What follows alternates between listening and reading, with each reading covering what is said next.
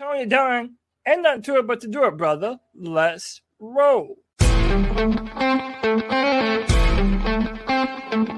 a world where Carolina Panthers fans have an insatiable thirst for Panthers news and opinions, only one podcast roars ferociously. It's the C3 Panthers Podcast.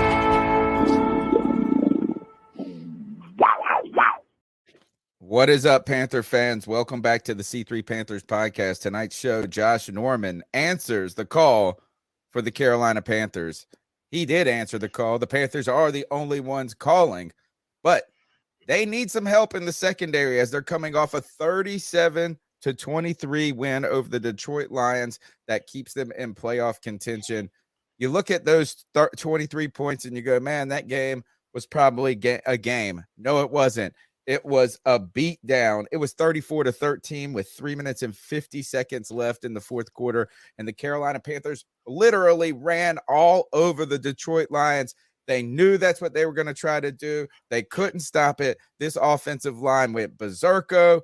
The running backs went crazy. And Panther fans on Christmas Eve probably were going nuts. I couldn't believe 37 points, an explosion, Sam Darnold running, juking, RPOing, optioning it. It was crazy, Cody Lashney. It is December 27th, 2022, and we have hope. We have excitement. We have something to talk about on the C3 Panthers podcast tonight, Cody Lashney. My wheel man, Merry Christmas to you and Happy New Year. Very Merry Christmas, man. And listen, did you not feel the energy? Because I'm feeling it, baby. Josh Norman back in the building, has unfinished business with the Carolina Panthers. Tampa Bay, we're going to Tampa, and they look like doo-doo right now. And the Carolina Panthers are in contention for the NFC South for the first time since I can even remember it, Tony. It has been far too long, and we have so much to talk about. And as usual, we're going to do it with the best damn Panther fans in all of YouTube. You already know them and love them. We got Young Honcho, our man Drew, Alex Mex Pro, Anthony Price, AU Link, Bill Dotrieve, Blind Panther Blogs, Craig Cartner, Dan Floyd, D's Ill Skills, KV73s, Panther Gal, Lawrence Trevette, The Stats, Vibes, Squad Down Production, and Tim Estes, Tony Dunn, and nothing to it but to do it, brother. We got Panther football. Let's roll. Let me close this. The Panthers did not have to pass the ball on the first drive as they ran for a touchdown. The entire first drive, CK, was runs, and they just ran it right up the gut and destroyed them, going up 7 points. Didn't pull away right away with that game, but did not have to pass the ball until there was only 6 minutes and 53 seconds left in the first quarter. Yeah, it was an incredible outing. This offensive line was playing fucking bully with that defensive line. There's Aiden Hutchinson. Who was that? Who was Aiden Hutchinson? I mean, like, dude was non-existent in this game. You know, I saw a couple of clips of Icky manhandling that boy, making him look like he was going back to junior college, bro. This offensive line made this defense that is run by Dan Campbell that is supposed to be just, we're going to bite your knees off. We're going to fight you. No, Dan Campbell at the end had to basically just suck on the big balls of Steve Wilkes to talk about how great that coaching was. That was an ass whooping. And I tell you what, listen, I better not hear a single fucking person come after me for my take about Deontay Foreman and him versus Christian McCaffrey. I better not see one fucking person. Listen. He had one. Hold on. He had one bad game, and every one of you fuckers came after me saying, like, what a horrible take. He's had way more games of this type of success, if not, not obviously this to this level, but he has had way more games that he's played than he had against the Steelers, right? So you guys need to get on the train of Deontay Foreman and talk about how great he is. He and Chuba Hubbard got to give him his props this week. He's had 2 weeks in a row. He's had 2 weeks in a row where he's been able to do a pretty good amount of I'm sorry, not in a row, but he's had a few weeks of successful football that we haven't seen from him in the past. Man, I tell you what, we were clicking on all cylinders. There's only a few concerns I have for this team right now, but it is hard not to look at this team and think, oh wait, we have to beat the Bucks. Check. We've already beaten them 21-3. And don't count your chickens before. Hold on. We already beat them 21-3, and that 3 was at the end of the game. We held them scoreless in the first half, which is the first time that's ever happened in Tom Brady's history of anything. Now, granted, that was because of a major drop at the beginning of the game where Mike Evans was ahead of walk-in touchdown. But nonetheless, we held them scoreless. And then we got to face the New Orleans Saints, who, by the way, will probably be eliminated next week when they face the Eagles. I don't care if it is Gardner Minshew or if it's Jalen Hurts. They are not. The way that Eagles team held up against the Cowboys tells me that the Saints do not have a prayer against that team. And so I'm not concerned about the final 2 games as much as I would be. I'm going to be going into this with a lot of confidence, with a lot of high expectations for this team, man, and I can't help but feel excited about where we're at. And Tony, real quick, but to add on to CK's Deonta Foreman rant, this is from Will Kunkel. Deonta Foreman has 5 games this season of 100+ rushing yards. 1 more, and he ties Christian McCaffrey at 6, 2019, when CMC did it, for 3rd most 100-yard rushing games in the season. If he rushes for 100+ in the final 2, he ties Steven Davis for the 2nd most in Panther history. So let's go, baby. We're rushing the ball, damn it. All right. We've got a great show for you guys tonight. We'll be talking about this win over the Lions and how the Panthers were able to run into this victory. We've got playoff talk. Potentially tickets are for sale, and the Buccaneers are up next, and we got to beat them to stay in it. If they beat us, they clinch. We've got new additions with Josh Norman being added to the team in the call of 2014, has called back, and the Panthers trying to get that home playoff game by winning the division in the wild card round. So we got a lot of cool things. We got your cat calls at 252-228-5098. And we've also got a lot of news from around the NFL, from Russell Wilson's failure to, I guess, be a football player, to getting their coach fired already. They're in shambles. There's a lot of also interesting things popping around the news. Even Baker Mayfield back in the news. It was an offensive week for the Panthers, and Mayfield said, hey, I want a little of that action too, putting up a lot of points in LA that helped get that Hackett fired. So we got all that coming, but don't forget, tonight's show is brought to you by Manscaped. Manscaped is the #1 men's grooming product below the belt, where you can make sure to keep your nether regions, or the regions you want to be the real regions of attention, under control, right? I went to Avatar today and saw the new Avatar with my kids, and they call them the Hallelujah Mountains. Yep. The floating mountains, the Hallelujah Mountains. Why don't you say hallelujah? Wouldn't you love for her to say hallelujah when she saw your balls? Man, she would say it when they look great, greatly groomed with a Manscaped product. Don't forget, they've got a lot of other products from ball deodorant to, I guess, what else do they got? They got the lawnmower 4.0. Nose hair trimmer. Yeah, they got all of this. They got underwear. They got T-shirts. You can go to manscaped.com and use the promo code Panthers, and you get 20% off and free shipping. This is a good opportunity to, I guess, maybe ladies, think about Valentine's Day coming up, and think about this, is maybe even give the gift to them early, and you say, hey, I want to see Hallelujah Balls, not Hallelujah Mountains, right? 3D is what I saw the movie in today.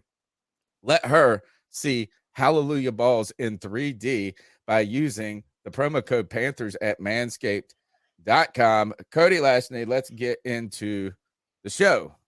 I guess the big news is Josh Norman is being added to the Panthers. Before we get into the Lions game, yesterday, news came out that Jaycee Horn, we had heard that Jaycee Horn had suffered an injury in the Lions game towards the end of the game. Yep. And this kind of continued to add to not only a weak secondary, but depleted secondary as it is.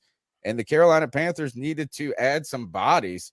There was even one story I saw floating around that they claimed a guy from Chicago off of waivers, and he declined. He was like, I don't want to come to Carolina, which I thought was wild. And on top of that, but the Panthers needed a presence. Steve Wilkes, I guess, made the call to Josh Norman and said, hey, can you come and play a little zone defense for us? Jaycee Horn, Josh Norman. Your thoughts, Cody Lashney? Well, one, look, man, how are you not happy about the return of Josh Norman, man? Regardless of what you think about how he left or what he did with other football teams, this man was a part of the most dynamic, most hard-hitting, most Thieves Avenue, stealing the football Panther defense that we have ever had, man. And yes, it's very sad that we're going to be losing Jaycee Horn. And we're going to talk about that in a minute because we might not be without JC for the rest of the season. But listen, man, let me let you hear from the man himself, Josh Norman. Fellas, we back in the building. It's live. It's your boy J024, aka The Dark Knight. Let's go get him. We got a chance, man. We got a chance getting that dance. And we wouldn't be back if that weren't the case, all right? Let's go. And always keep pounding. Keep pounding. And it goes back to that culture thing that we've been talking about so much with Steve Wilkes. These guys know the culture. They know what the Panthers brand of football actually is. And man, I'm excited because Josh Norman played his best football under Steve Wilkes when Steve Wilkes was his defensive back coach. I mean, listen, I think that I don't know what other player we could want to come in right now that would do for us what I think Josh Norman could. Now, I don't know how many snaps we're going to see him in this Sunday versus Tampa Bay. I probably wouldn't imagine too many. But listen, if we have a chance, you want Josh Norman on your team. I mean, we all remember everything he did during that 2015 season and just how dynamic he was and what a veteran presence he was to that locker room. This is Shaq Thompson talking about his veteran presence and what that means. I think it's a great replacement. Ping Fucking man. ping pong table. The replacements here, but it's a veteran presence. You know what I mean? Who's been in big time moments, in big time games. You know what I mean? Who knows how to play under pressure. And it's good to see him here. It's good to have him back in these colors. You know what I mean? Good for him to be home, and can't wait to have him out there. So people are excited, and one of the things that I wanted to bring up just to kind of remind people how good Josh Norman was when he was here with the Carolina Panthers, specifically that last year in 2015. This man went against DeAndre Hopkins, Mike Evans, T.Y. Hilton, Des Bryant, and Julio Jones, and only gave up 89 yards, 9 catches, and no touchdowns. Now, we're not necessarily dealing with the Josh Norman of 2015, but listen, our defense is playing strong. Our offense is running the football. To me, this is absolutely one of the most perfect signings that the Panthers have ever made late in the season for our product on the football field and for the culture in general, man. I love it. I love it too, mainly because when you saw him leave the Panthers, he fell off of a cliff because it felt like the way that our coaches handled him was significant to his ability to play at a high level. And what I think is most important to realize is who was his coach. Steve Wilkes. Steve Wilkes. Steve Wilkes knows who he is, knows his strengths, and he's going to play to those strengths. He's not bringing Josh Norman in to be a lockdown man-to-man cover corner that's going to, keep the game in check, right? He knows that's not who he is. He wasn't that here. A lot of people want to say that he was, but he played a lot of zone. He wasn't always man-to-man with the best receivers, but he was in a system that allowed him to flourish. That's not a knock on him. That's just saying his strengths are a certain place, and I think Wilkes knows how to use him the most effective way. He's been in every other team you can think of, and he hasn't had the same success. I think I'm looking forward to seeing what Wilkes is able to do with him at the helm. It's exciting to see that. I think I'm just excited to see the energy he brings to the table, man. This dude, a lot of people just forget, this dude was vocal. This dude was a leader. This dude was entertaining. It's just it's nice to have some energy injected on this defense. I don't want to. First, the only reason this is cool is because of nostalgia. I don't want to hear like Wilkes can use him, knows how to use him. Nobody else knows. He played for the Bills for a little while, and Sean McDermott, I think, understood how to use him. He was the defensive coordinator in that 2015 season. But Josh Norman also wasn't signed there to be a number one cornerback either. Right. He wasn't. That's the problem is he was put on a team. He actually played all right at times with the Redskins at the time, but then, is that you want him to be a number one corner? He never really was. Like, he was just a good cornerback. You know what I'm saying? Yeah. Like, he would have been great to have another solid corner on the other side. Right. Like, if he could have been in his prime alongside a guy like Jaycee Horn, those guys could do damage. I think when you try to make him the singular guy, that was the problem when you make him the lead. But, he was a fine player for a lot of those teams. They always took a drudgeon. A cornerback always gets they're the hero or the zero. You know what I'm saying? Yeah. And he made some big time plays and big moments that made him a hero for us. You see that Saints game, people talk about that one where he made that big interception at the end in 2015. He had some big plays, dude. Yeah, I wouldn't watch that top 10. Yeah, the opening game in 2015 was on the road in Jacksonville. I was at that game, and he had a pick six at the very beginning of the game, and it just completely changed the entire dynamic of the game. So, look, the thing is though, that was 7 years ago. He didn't play football last year, right? Right. So he's a year removed. The Panthers are the only people calling. I think the real story here, though, is how dire the conditions are for the Carolina Panthers secondary. I think that's the bigger story for me is that, look, is Jaycee Horn suffered a broken wrist in this game against the Lions, and he was the only good corner we had. Right. You had 2 weeks ago people wanting to drag out Keith Taylor and shoot him in the streets. Then last week, CJ Henderson looked like a bum. If the Panthers wouldn't have had two things happened in that game against the Lions, and the game could have been a completely different game. And that one, the first one that changed the whole game, was the Goff fumble in the red zone that was recovered by the Panthers, because the Panthers went up 7 in that game. The Lions responded with a 7. Then the Lions drove down the field again, and were about to potentially take the lead in that game, and which would have created a completely different circumstance for that game.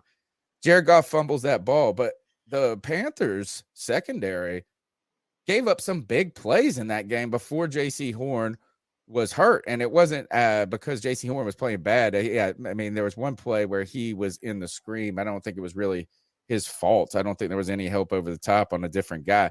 But the Panthers secondary stinks. Right. That's what it comes down to. Is it stinks. it stunk with Jaycee Horn in there, and not because he stunk. I don't want you to get it twisted that I'm saying he stunk, but they gave up a 3rd and 14 2 weeks ago. The Lions were gashing them at will. Man, they were making big plays in that game. Well, I would say that Keith Taylor had a lot to do 2 weeks ago and why that game got so bad.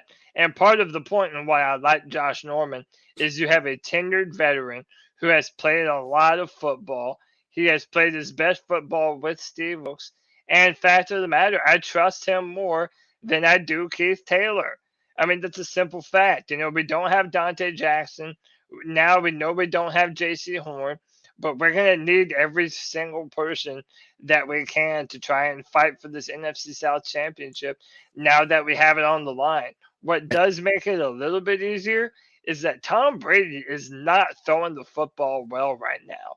If you look at that guy, he doesn't lack for arm talent, but he's just not accurate. I don't know what it is. It seems like he's not on the same page with a lot of his receivers.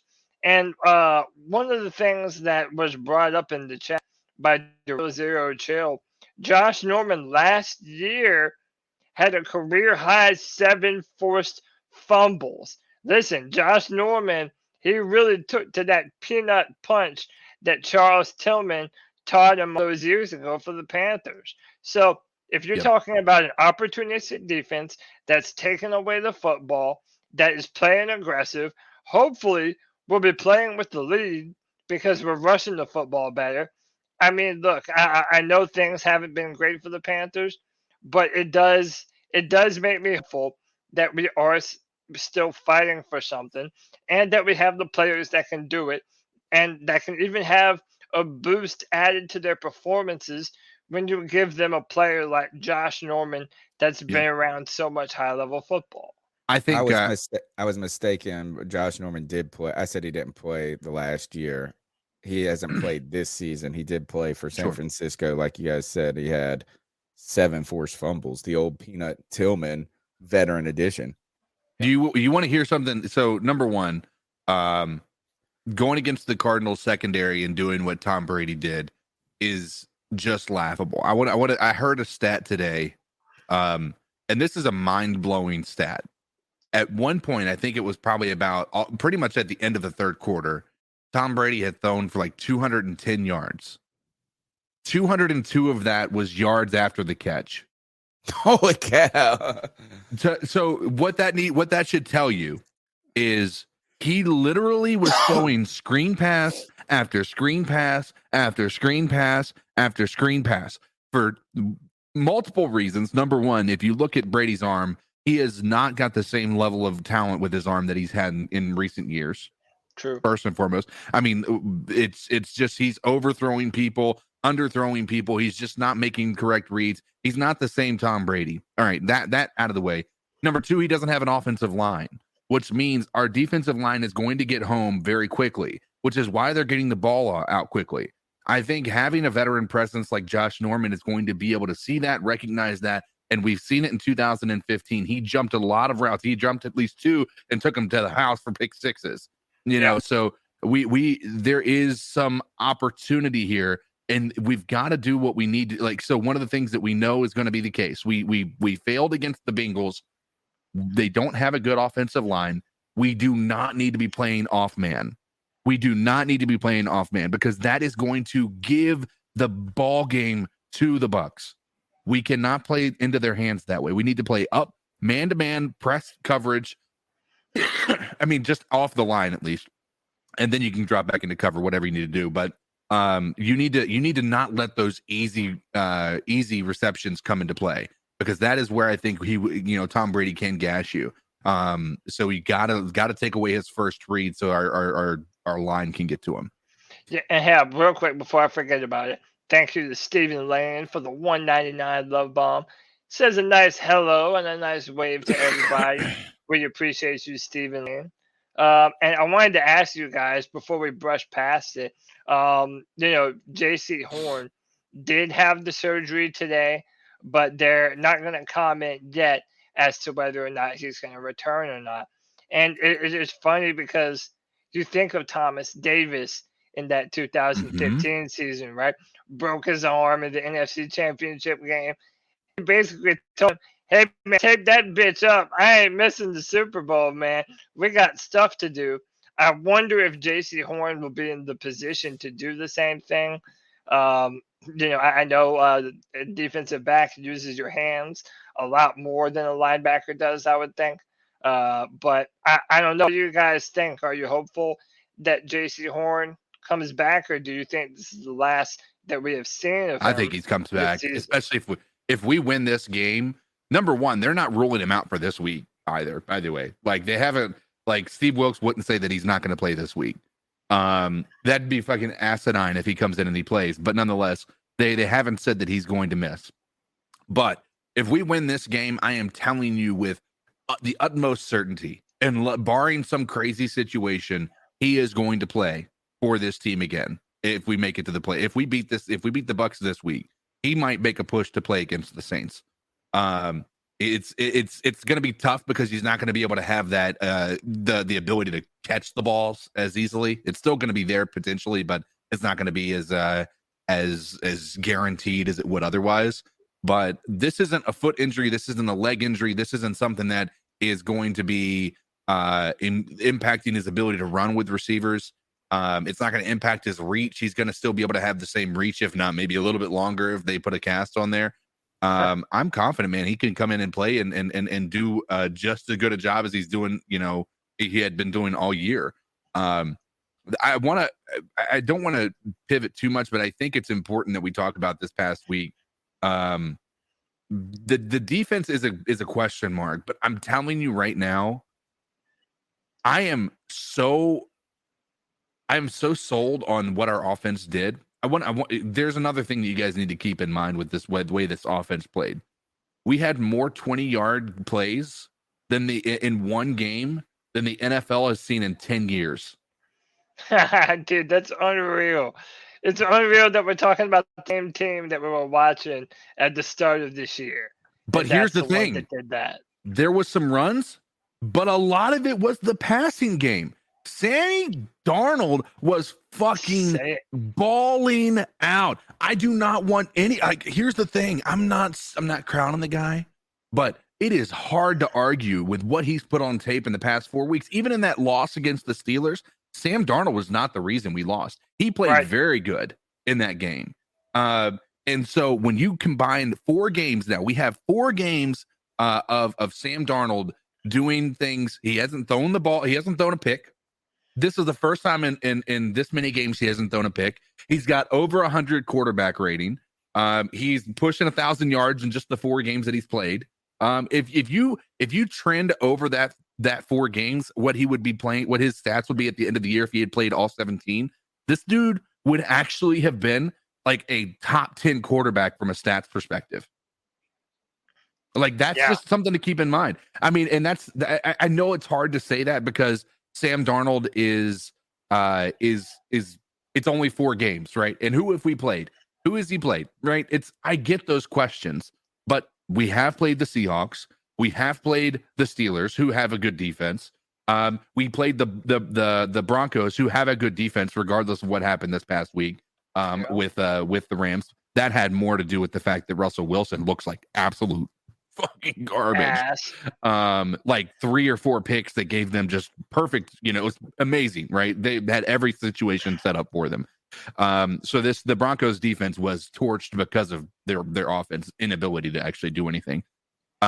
So I mean, we went up against good defenses, and Sam Darnold played a pretty good game against all of them. They didn't ask him to do too much early on, but the past 2 games he's thrown the ball down the field, and he's connected on a lot of those deep passes. I think that so much of Sam Darnold, the opinion on him was painted by last year. And the fact that we didn't draft Justin Fields and we went with Sam Darnold, and he was not good last year. And everybody wants to continue to keep the same opinion. Let me not say everyone, but it frustrates me when I see it from other Panther fans not wanting to give Sam Darnold the credit that he deserves for playing so much better than he has last year. Look, be where your feet are. Forget about next year. Forget about the future of the franchise. Right now, Sam Darnold is our quarterback, and he has done more than we ever imagined that he could have for this Carolina Panthers team. I thought that PJ Walker was going to end up having the best performances of the year by a Carolina Panther quarterback, and I believed that wasn't going to change. But dude, Sam Darnold has changed my mind. Feared the beard. He has grown the beard out. He's feeling confident in his own abilities and what he's able to do. And the most important thing is that we're still not asking him to do a ton. And part of Right. that is because the Panthers, and I don't care what anyone says, I believe the Panthers have the best rushing attack in the NFL right now. When we're firing, Tony, when we're firing on all cylinders, I dare you to name a team that is running the football better than the Carolina Panthers. I'm telling you, they don't exist. All right. Look, I think Sam, look, is what you're with Sam Darnold, you're seeing what the rush of the internet does at times, and that is to make declarations that put bookmark or embarks or bookends on people's careers prematurely. So I mean, like, is that people just said Sam Darnold's a bum instead of saying he didn't play well last year, and no one on the team did, suffered injury, a disaster of a situation. I'm not ready to look. Is that I think that Sam Darnold has done a great job with the moment he's been given. Is he's not gotten out over his skis. He has not turned the ball over. And you're right, they have not asked him to do a lot. And that's a good thing, and we shouldn't really diss on him either, because he's got a good offensive line and the run game is doing well. Thank goodness. I mean, in fact, this is actually what having a well-balanced team and the offense can do for you. Is we bludgeoned them in the first half of that game, just gashing big run after big run after big run. And they came out, and the game was within 2 scores when we opened the second half, I think. Right. So it's not out of hands. It felt higher because it was a 14-point lead, or a 16-point lead, but it's still 2 scores. It's not. There's time. And what they did is they came out in the third quarter and had to sell out against a run, and that's when they hit them over the top with the DJ play. Yeah. And that single coverage down the same, wasn't he? DJ, this is what's been awesome about some of these deep runs by Terrace Marshall Jr. or DJ. They don't even make a move on the guy. They just run straight. And it's because the rest of the team is worried about the run. Right. That it's just like, oh man, just air it out. And I just got to outrun this fool. So look, I'm happy for Sam Darnold. This is actually the Sam Darnold we had hoped we would be getting when we last year. Yeah, is that it was like, oh, you give him a running attack with Christian McCaffrey, and all of this. And really, it just comes down to that team was a fucking mess last year, man. And it was a mess earlier this year. Sure. Yes. Let's be honest, is that despite us being the greatest part about us having hope on this podcast right now on 12/27/22 is that 6 weeks ago or 8, before, at the end of the Matt Rule era, it felt like a big bucket of turd. Like it was just like like that house is burning down emoji where the guy's just sitting in there in the whole house. It feels like there's an old Dr. Seuss book where God, what is the one where the thing 1 and thing 2? Yeah, thing 1 and thing 2 come in and ruin the house. And it's like you're like the parents are pulling up the driveway and the whole house is disaster inside. It was a fucking mess just 6 weeks ago. Bad. Bad. So I think that's what's awesome about this story with Sam Darnold and this team is Right. like what a completely different product it is from the running attack, from the game, the everything. Everything has been better. And I think that just kind of goes to show. And let's go ahead and pull up that Wilkes Derek Brown comment. These guys are noticing this. The Oh, guys are recognizing this. And Derek Brown today on Good Morning Football said, quote, "I'll speak for everybody in that locker room and say that we want Wilkes to be our next head coach." The Carolina Panthers, someone in the chat said, "Oh, you guys, I remember distinctly people on this podcast saying the Lions were going to run us." Really, no one had the Panthers beating the Lions. They weren't favored in the game. Right. So it is an upset in theory. You had a team that had won 5 or 6 out of their last 7 or 5 out of their last 6 or whatever it was. There was really not a lot of evidence to point to the Carolina Panthers saying, other than thinking with your heart instead of your head, to say, oh, we should just pick the Panthers. The Panthers, though, have locked arms this season. Yeah. And much like Jonathan Stewart, man, doesn't it come kind of circle back to that Jonathan Stewart interview we had, guys, where he talked about no one else believe in you, everybody else giving up on you, and you're in that locker room and you believe in you, though, and Wilkes knows how to tap into that. And I think he's got these guys believing in themselves. Oh, absolutely. Look, but Derek, I have said earlier this year, I don't know what other coach could have come in and taken this band of misfit toys and turned them around into the badasses that we're looking at on the field right now. It's like the bad news Bears. Yeah, this team is believing in itself. Mighty Ducks. And it's because of Steve Wilkes. I mean, listen, you can go up and down the board. Everyone that we have wanted more from, we have seen come under Steve Wilkes.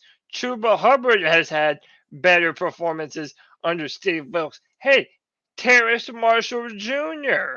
is now looking like the guy that we drafted him to be, the long, tall receiver that can go up and make a play, but is also fast down the field. Has been spectacular. Say what you want, Tony, but even my man Shi Smith keeps on trending up as well. I think that it's a sign of a good head coach when you have a bunch of players that we didn't believe in before. Now, all of a sudden, they're looking like legitimate pieces that are going to help us compete for the NFC Championship. I think you have to give Steve Wilkes the job.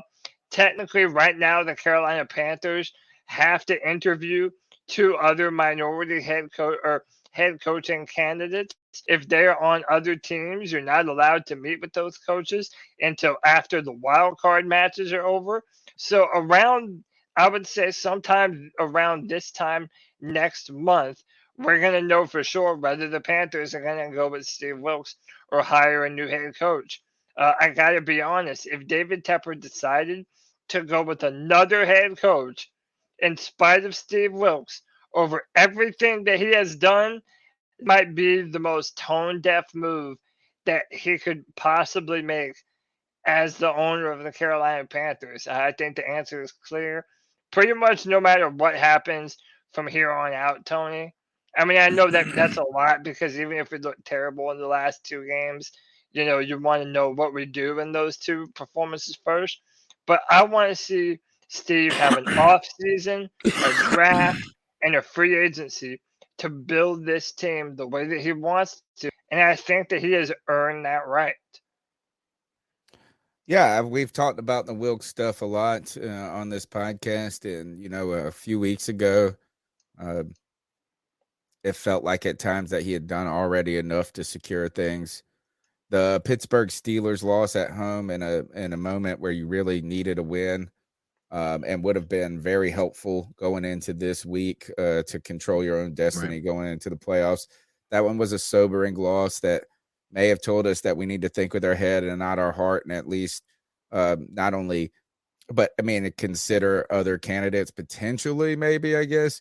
But what I also said on this podcast last week is that you can tell that Wilkes knows that these games right now that he's coaching are more important than any interview that he's going to do in 2 months are. And right now, each game that he wins, it makes it harder and harder, like you said, for any other candidate to be a realistic option.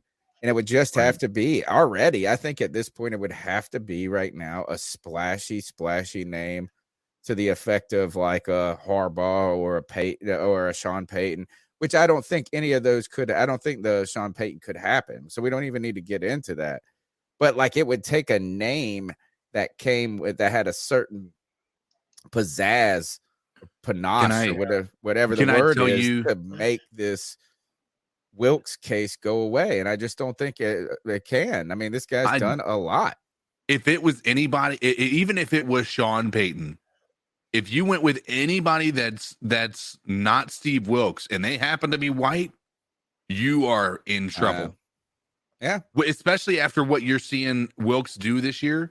Like, that's the thing, is it'd be different if Wilkes wasn't like coaching his ass off. If he didn't have these teams playing with these players playing with every fiber of their being, like trying to come out there and do things in a lost season that people thought we were tanking. These guys have come out here and turned it around. They have looked competent in pretty much every level of football that you can ask for. Even the parts that we have been the most critical of, we have looked competent.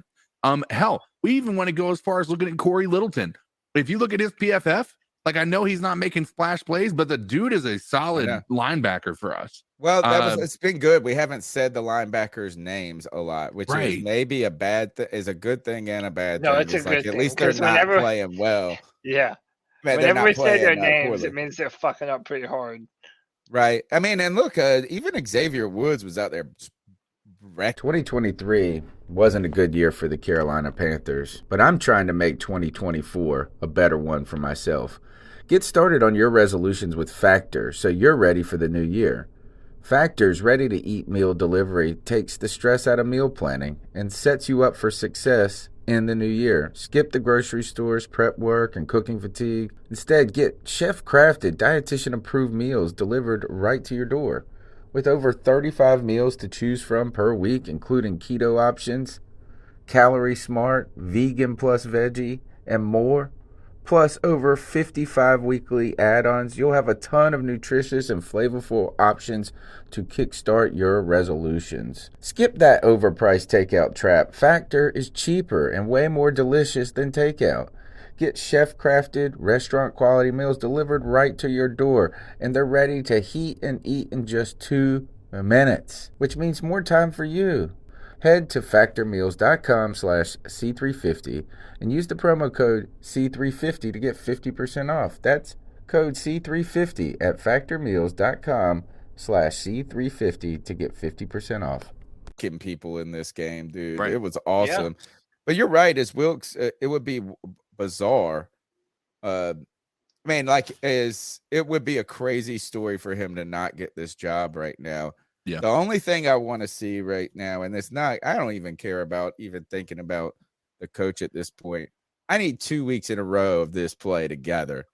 We did get it. We got it 2 weeks in a row with the Bucks or the Broncos and the Seahawks. I need it now when it matters. Yes. Yeah. You know what I'm saying? It's like, good God. I mean, and not that I care that, like, if we don't get it, it's going to give me any caution or pause. I'm not saying that.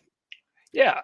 I just need us to have this game again next week against the damn Buccaneers so we could get in the damn playoffs, and that we can give a good kind of segue to our next topic. The Carolina Panthers are going to be hosting. I mean, not hosting. It's are we on the road in this game? Yeah, we're on the road. So we're going to Tampa. Wilkes on the road with this team, continuing his audition for the head coaching position. And you go and win this game, and you're thinking another nail in the coffin of Matt Rule and David, or whatever. I'm trying to say is it's a spike that dang Steve Wilkes is driving into the ground and getting into the playoffs is the spike all the way completed, right? Like that golden spike they did at what was the name of the where they joined the Transcontinental Railroad, like They hit it with a silver hammer. We're gonna have Wilkes hit it with a silver hammer if we make the playoffs, and he's got to beat the Bucks, because if the Bucks beat us next week, they clinch. They win the division. They win the division, right? Or Yeah, they win the division. They have enough. However, so if they beat us, they win the division.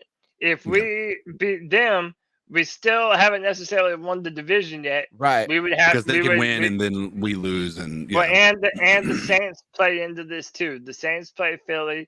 If for whatever reason the Saints do beat Philadelphia, then that would mean the final game of the season would be determining who the winner of the NFC South is between us and the Saints. If we don't win this week, we don't have a chance. Right. Every game that we play, every single game that the Carolina Panthers play from here on out is move it or lose it, baby. We have to have it. It's playoff football. And look at here, we're the betting underdog on the road right now. 13.5 points? Yeah. That's insane. Yeah, that's no way that's the case. They're favored. I looked it up according right to before this show. graphic. I'm gonna check one. There's because it went down to 3.5 after because it opened up at 5.5. Yeah. I mean, I 13.5. You should run out and buy those right now. Yeah, you should get that immediately. That's 11 basically ago. that's like that would be the I feel like that would be the type of spread that you would see when the Houston Texans play the Kansas City Chiefs. The bucket. Oh, according to SI Sportsbook, the Buccaneers are 3-point favorites with the total currently set at 39.5 for the over under. Wonder where the hell that 13.5 spread came from. I mean, I pulled this up on it was like one of the top search results, and this popped up. Either way, we are underdogs in this performance. Like 3 points right now. Yeah, they're saying that the Panthers are the underdogs, which, by the way, I love. Literally every circumstance that we wanted happened for us.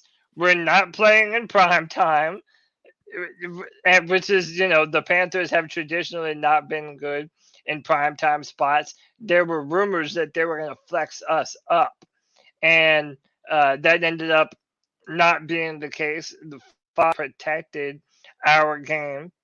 And the fact that we're underdogs, the Panthers always play better when we're the underdogs. So to me, this is absolutely perfect for us, man. I kind of feel CK like, yeah, they're getting home field advantage, but they're also getting the Tom Brady advantage. Yeah. Like just giving him the benefit of the doubt, which, I understand. It's Tom Brady. But right now, I don't see what the Tampa Bay Buccaneers do on paper that's supposed to threaten us. Maybe if you say, well, there's no Jaycee Horn out there, so maybe that means they get their passing attack going. But another important thing to point out in the trenches, they're not going to have Vita Vea. At least it's looking like they're not going to have Vita Vea. And the Tampa Bay Buccaneers are down to their third-string left tackle. Like, they are so injured on their offensive line. We have so many opportunities to play aggressive, get after the quarterback, and whip up on their asses, man. This is a golden opportunity for us to cement that we deserve to win the NFC South. Yeah, there's no lies detected there, man. I think that this is an opportunity to prove it, right? I don't know that we've proven that we deserve it yet. We've proven that we have fight in us, right? As a Panthers team, but have we shown that McAdoo can outcoach some of the top defensive coordinators in the league? Now, I know we're not necessarily doing that here, but we can't say that we have, without a shadow of a doubt, proven that we deserve to win the NFC South title. This is an opportunity for us to turn the tides, make not even just a win, but a convincing win. I think that's an important part to this. We need to have a convincing win. so that people are talking about the Panthers as being actual contenders and not coming into the playoffs with a 13-point underdog mentality at home against somebody like the Cowboys.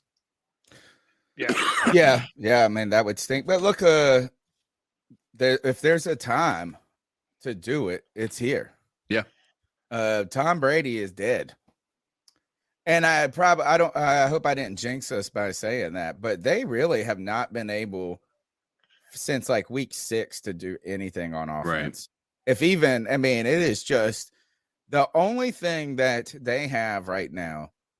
This is how they've won any of their games in the last 6 weeks, it feels like, or really any of their games all season, is it's been within one score. They get the ball back at the end of the game, and Tom Brady takes them into a 2-minute drill, and they go hurry up the whole time. They don't allow any defensive substitutions. And Tom Brady, just because of his understanding of the football game, dissects you enough to move the ball down the field and get whatever you need. And he has the clutch gene that makes it so like there's 40 seconds left. He's like, I can do this. I mean, even if you look at what he did in overtime, he stunk against the Cardinals. And then he goes 6 for 6 in overtime to just, what do they need? A field goal. You know, and so what we need to do is be up by more than 2 scores at the end of the game. And it would be nice for us to have the last possession of the game. That's what you really could is we need to pull one of those Pittsburgh Steeler third quarters that they did to us. And we just need to do that to Tom Brady. And it's just keep his ass on the sideline. The thing is that the Buccaneers' run defense has been better than their passing defense, at least from when I've watched them. Their linebackers are playing hard, bro. Like their defense has been out there trying, and that offense just hasn't done shit. So I don't think it's not going to be a rollover. This is certainly. How do you feel like we are underdogs? I think we should be underdogs. Right. I think we deserve to be underdogs because we have a worse record, but and we have Sam Darnold that nobody's going to see as a quality, quarterback until he's done something more than just 4 games. Sam Darnold's put far more worse tape out there than he's put good tape out there. But 3 points I think is fair. You know what I'm saying? It's their home field. They've got Tom Brady. They've got a better record. But we've beat them this year. Yep. Tom Brady is not Tom Brady, and the Carolina Panthers don't want to quit. The Bucks don't want to win the division, and we don't want to give up. Right. That's how it feels like to me.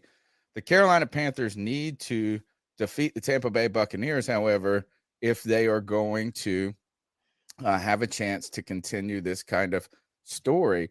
I'll ask you one question before this fairy tale in a way. If the Panthers win Sunday against the Tampa Bay Buccaneers, what are your feelings after the game? How does that change? I mean, obviously, if we lose, we don't have any chance of making the playoffs, right? And that's really the end of the season. Sure. How much does one win continue this role for us? Do we just come in here next week and say, hey, man, one more game to win, we're still in this? Or are you more excited than you think you should be? If we win by 3 points and the score is 3-0, I'm not excited. Okay. But if we come in here and we do another thing like we did to Tom Brady and go 21-3, 21-3 against them, then I'm all in, dude. I am ready to say that this team can go head to head with any team, especially if Jaycee Horn's back in the squad. Our defensive line has been playing much more improved. That Steelers game was an anomaly. I think that I don't know. I think that some of these bad losses can lead to a lot more learning experiences than just us being a bad team. I think these guys are young and are going to learn from all of that. So yeah, it just depends upon what the result really is. The win is important, but how we win is why I say we need to be more than just do just a win, right? We need to have it be convincing, so nobody's sitting there saying the Panthers don't deserve. Like what I don't want to have happen, and it's already just being discussed, similar to our 2014 season, is we don't deserve to be there because we had a negative record, and I just don't think that's fair when you look at how many teams are 7-7 or 7-8 and 8-7. Like there's a lot of people in that same category. We're not that far away. And quite honestly, we're a few bad calls and one missed kick away from being a real contender in people's eyes. Cody, what are you coming in here firing away on if we beat the Bucks on Sunday? The post game, you coming up here going, man, we're winning the Super Bowl. I feel like Cody's gonna be real pumped. Oh man, I'm definitely gonna be real pumped. I'm like, dude, I'm telling you, man. I'm also feeling good about Sam Darnold. Like, I feel like this dude was drafted high for a reason. He was drafted with the 3rd overall pick, and when you don't play behind good offensive lines and you don't have a good coach, yeah, you're not necessarily going to be able to play good football. I'm not saying a long-term future, but I think, dude, if we're going to be going to the playoffs, I think you start to have to take a meaningful look at having Sam back in some capacity next year. And like, here's what I'm going to do. And this is what I think we as Panther fans should do because we owe ourselves. Let's not in the future. Let's not live in the past. Let's be where our feet are, right here, right now, and let's focus on the game in front of us. Let's not put one thing in front of the other. We have to be ready for this moment. And I think that we're going to be ready against Tampa, and I think we're going to be ready against New Orleans. So yeah, if we get that W, hell yeah, dude, we're turned up. And I think we're all ordering NFC South champion T-shirts probably the next week after that. Not wrong. You know what? I'm gonna kind of do a bypass real quick. We'll do sub shame after this. Let's go into our prize picks real quick. Just because, look, a couple of things is Prize Picks. Thanks for the sponsorship for the C3 Panthers podcast. It's a great way to play daily fantasy football sports. You can go in there and you can place entries on any type of player props from basketball to football to MMA to gaming. And they have all kinds of deals. They had a lot of great deals when it came to the Christmas time. And right now with the Hornets on the board here, the Hornets are about to tip off in 11 minutes and 27 seconds. LaMelo Ball is the Taco Tuesday play here where you get a discount of 5 points here, which is 21% off. And there's no Steph Curry tonight. So I'm going to do a wild basketball. I'm feeling edgy right now. It's going to be all on the Charlotte Hornets game. And it's going to be for a high scoring game right here because the Hornets have zero defense. I'm going to go Klay Thompson more than 23.5, LaMelo Ball more than 18.5, Jordan Poole more than 27.5, Draymond Green more than 7.5, and Terry Rozier more than 20.5. It's going to be 120 to 110 game right here. I'm going to put $10 on this entry right here. I could do two things. I could flex play this and hit. Ooh, wow, I wanted to do the power play. Can I not do a power play? I want to do the power play. Oh, well, a flex play right here. Why did I not do? I swear. Can you not do it with a Taco Tuesday? Maybe. I don't know. We'll have to have white chocolate espresso. My son helped me coach me through this. My illegitimate son, who has been balling out on a heater on Prize Picks, cooled off a little bit. We'll pick around just this real quick. We'll pick in and see if any of the Panthers lines are up. Now, if you go to Prize Picks, what you can do, you can play daily fantasy football sports and with real money in a secure way and make a lot of money and it's a great time doing it. We've had a ton of fun doing it, but you got to do this. You got to use the promo code C3. If you use the promo code C3 and you go to Prize Picks, guys, they're going to match your first time deposit bonus, right? Or the first time deposit up to $100 with $100. So you put in $100, they'll give you $100 of promo funds. They give $50, they'll give you $50 of promo funds. You use the promo code C3, you can go and play daily fantasy football sports. And it's a great time and make a ton of money, like white chocolate espresso, like our boy Kev has. Use the promo code C3. Let's just take a pick real quick at the stats for the fantasy for the Panthers game. We'll clear this up. I'll show you guys how I did. I had some okay ones. And by the way, you want to talk about a guy stinking who I fucking hate is Russell Wilson. Russell Wilson. Russell Wilson finished 3 yards short of 200 and he had 214 yards. He needed 4 yards, 217 and a half. I would have had my Christmas pick. I had a free square, hit him. I would have turned my $20 into $60, but instead he had to count his bathrooms instead of fucking completing passes. Russell Wilson, you stink, dude. The whole game was stacked. You were being blown out, dude. I was like, man, I'm going to get this number. They're just going to be throwing the ball. And he started making completions and all of this, and then he just stunk it up. But the Carolina Panthers right now, what happened to my players? Where'd they go? Let's see here. Yeah, by the way, our man Drew says if he's not mistaken, Tony, you can go power play up to 4 players. After that, you have to go flex pay. Okay. All right. So because I went 5 and went wild. Hey, here we go. Is DJ Moore 58.5 receiving yards? Will he do more or less? Deontay Foreman 63.5 rushing yards, more or less. And Sam Darnold with 190.5 passing yards.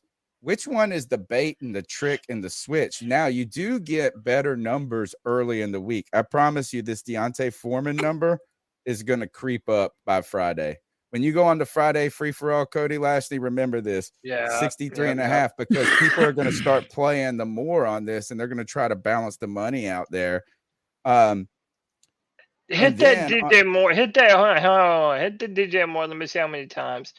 Dude, listen. Him and Sam, I'm telling you, they have formed a great connection. And they don't have any secondary either. Right. I really like that DJ Moore pick right there, man. Let's see. Tom Brady, 265.5 yards. Mike Evans, 55.5. Chris Godwin, 63.5. I mean, Tom Brady, I bet you he gets sick 265 every week. It's like close. He's damn near. Yeah. If he doesn't, I mean, they just throw the ball a ton. They throw the ball a ton. Yeah, they don't have. They have barely any run game. Everybody wants to talk about Lenny, how he had a great game yesterday. His or this past week, it's been absolutely horrendous. Like, he had 9 receptions for 90 yards. That was his biggest. I don't think they'll let you do that, by the way. Do an offense on both sides of the same game. Let's see it. I think, yeah, I don't know about that. I'm not sure. Oh, $4.99. Somehow I put $4.99. I wanted to put $5. Yep. Okay. So that. Oh, did I do power play or flex? Power play, I think. Oof. I'm probably gonna redo this and put in a flex. What do you guys think about these numbers, real quick? I like DJ Moore. Do you think they should add Foreman for Moore here too? 63.5, or do you think they're gonna just key in on him? I would probably feel better with Foreman, and I do think DJ will get it, but they're rushing the football, and the way that Foreman's been playing, it's hard not to pick him, man. It really is. White Chocolate Espresso figured out that a good way to win pick up on them kickers, baby. Them kickers are money if you can get some good ones. Um, Dang, none of ours are up there. But I would say Foreman. let's see. Is it only see? It's so early in the week. We Yeah. don't get as many options here. We'll We'll pick check around. again on Friday. Yeah. Deshaun Watson 220. I don't like that. 24. Ooh, Trevor Lawrence 240. Like that number. Daniel Jones 200. Gosh, Russell Wilson. You think he's gonna have a good game at the end of the season with an interim No. head coach? They fired their coach. I don't I gotta think. stop messing with him. I gotta stop messing with him. No, you have to stay away from that, man. Yeah. Trevor, who's Trevor playing? The Texans. Oh yeah, dude, you definitely go with Trevor. I know. I'm into that. Yeah. Oh, what about Aaron Rodgers plays the Lions. 230? Kenny Pickett's back against Baltimore. I would say Rodgers over Detroit more than. I like Pickett over I like this Kirk Baltimore. Cousins number more here. I go more. Who they playing? Green Bay. Green. Sunday, Is it- January 1st. It's Minnesota and Green Bay. Yeah. I like this. I mean, dude, right now the Packers are playing good football. All right. Don't forget, you can play daily fantasy football sports using Prize Picks if you go to Prize Picks and use the promo code C3. Don't forget to use the promo code C3. They sponsor this podcast and they keep up with how many signups we have. And that continues to help us make an argument for them to sponsor us in the future. And it's just been incredibly fun. It's been so much fun that we even have like side threads where people are sharing their entries, should we say. And we get to watch people with the big cojones, like my illegitimate son, pull in some big money, was one play away from hitting the $1,000 one just the other day, man. So we're going to hit one of those big ones one day where we just hit the incredibly big one. Just like one day, Cody Lashley is going to unfreeze. He is starting to. He's coming back to life. Welcome back. Just like your camera. You were frozen. You were frozen. I was frozen? Frozen in time. Wow. So shame on your camera. Shame, Cody Lashley. Yeah, I mean, look, the shame is not on me. The shame is not on you, Tony. The shame is not on you, CK.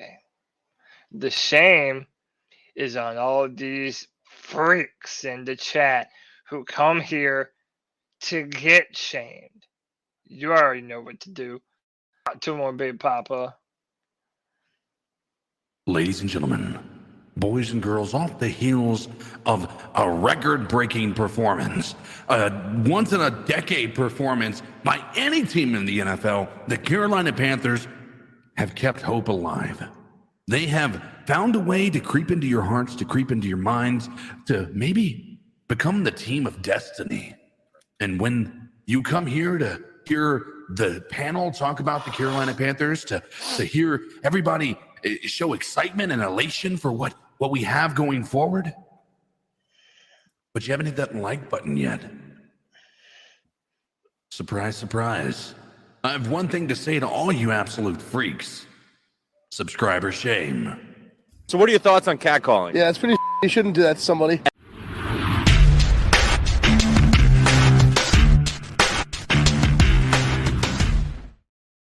Hey, sometimes I hit the wrong button. 175. Shame on people you.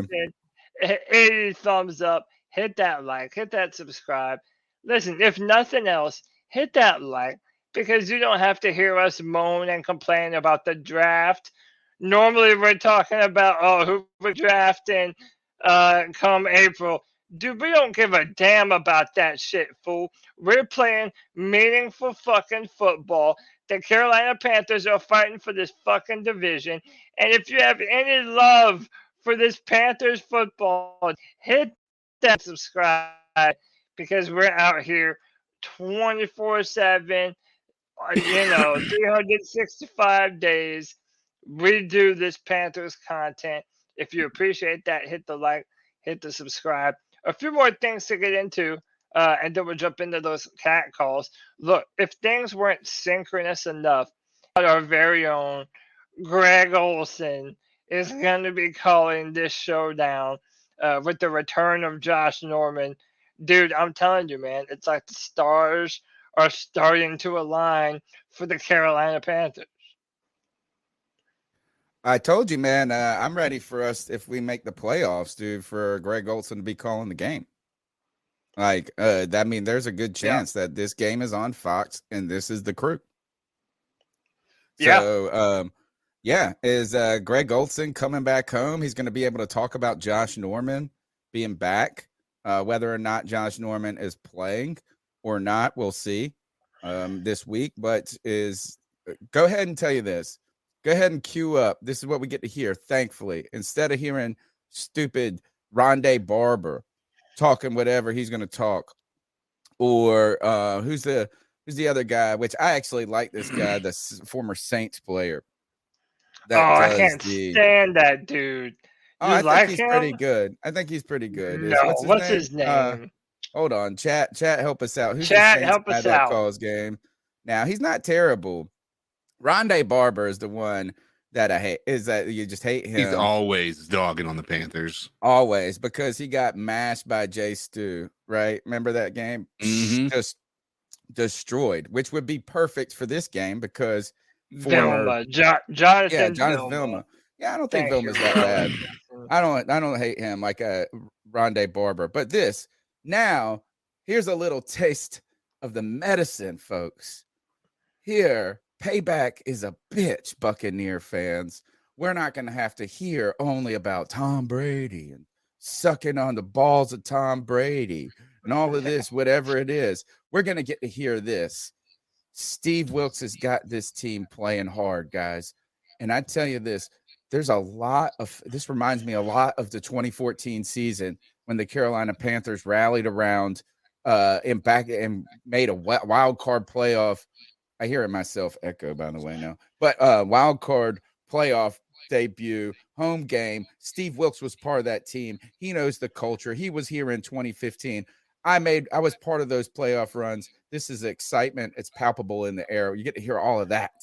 You're going to get to hear a Panther perspective on the call, not just Tom Brady, fourth quarter, Tom Brady.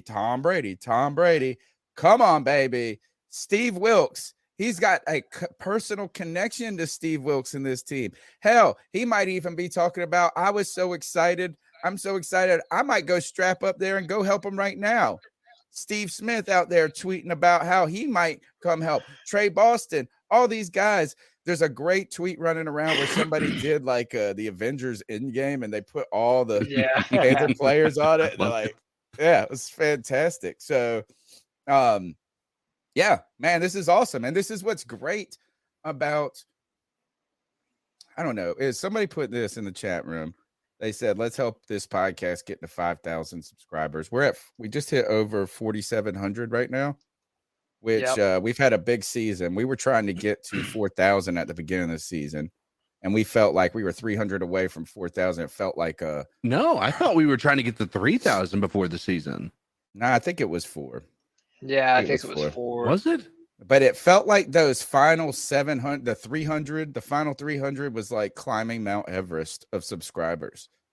And we just went on, first we just show up. We continue to talk. So if you listen about the Carolina Panthers, we are the people that just keep making the videos, whether they're good or not. We still do it. We never shut up about the Carolina Panthers. It is the longest running Panthers podcast for a reason. We don't shut up.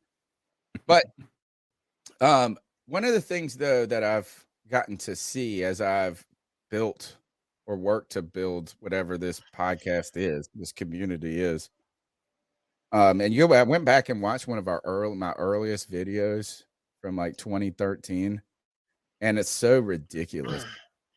It's like, gosh, I mean, but like we were really searching for what the internet was good. Like live streaming was so new. so this and that. And so you're kind of trying to figure it out. You're learning what you want to be and making it all at the same time. But one of the things I've gotten to do over the last 10 years of doing this podcast is one of the things I'm ready to do is usher in a era of culture for fans. And not that I'm going to create it, but like we are getting second generation fans now. We're getting kids who grew up as Panther fans. Their parents were Panther fans. And that was the thing that we didn't have for a long time. We didn't have a history. We didn't have a lure. You know what I'm saying? You know, like as you think about this, is you didn't grow up watching Panther games with your grandpa.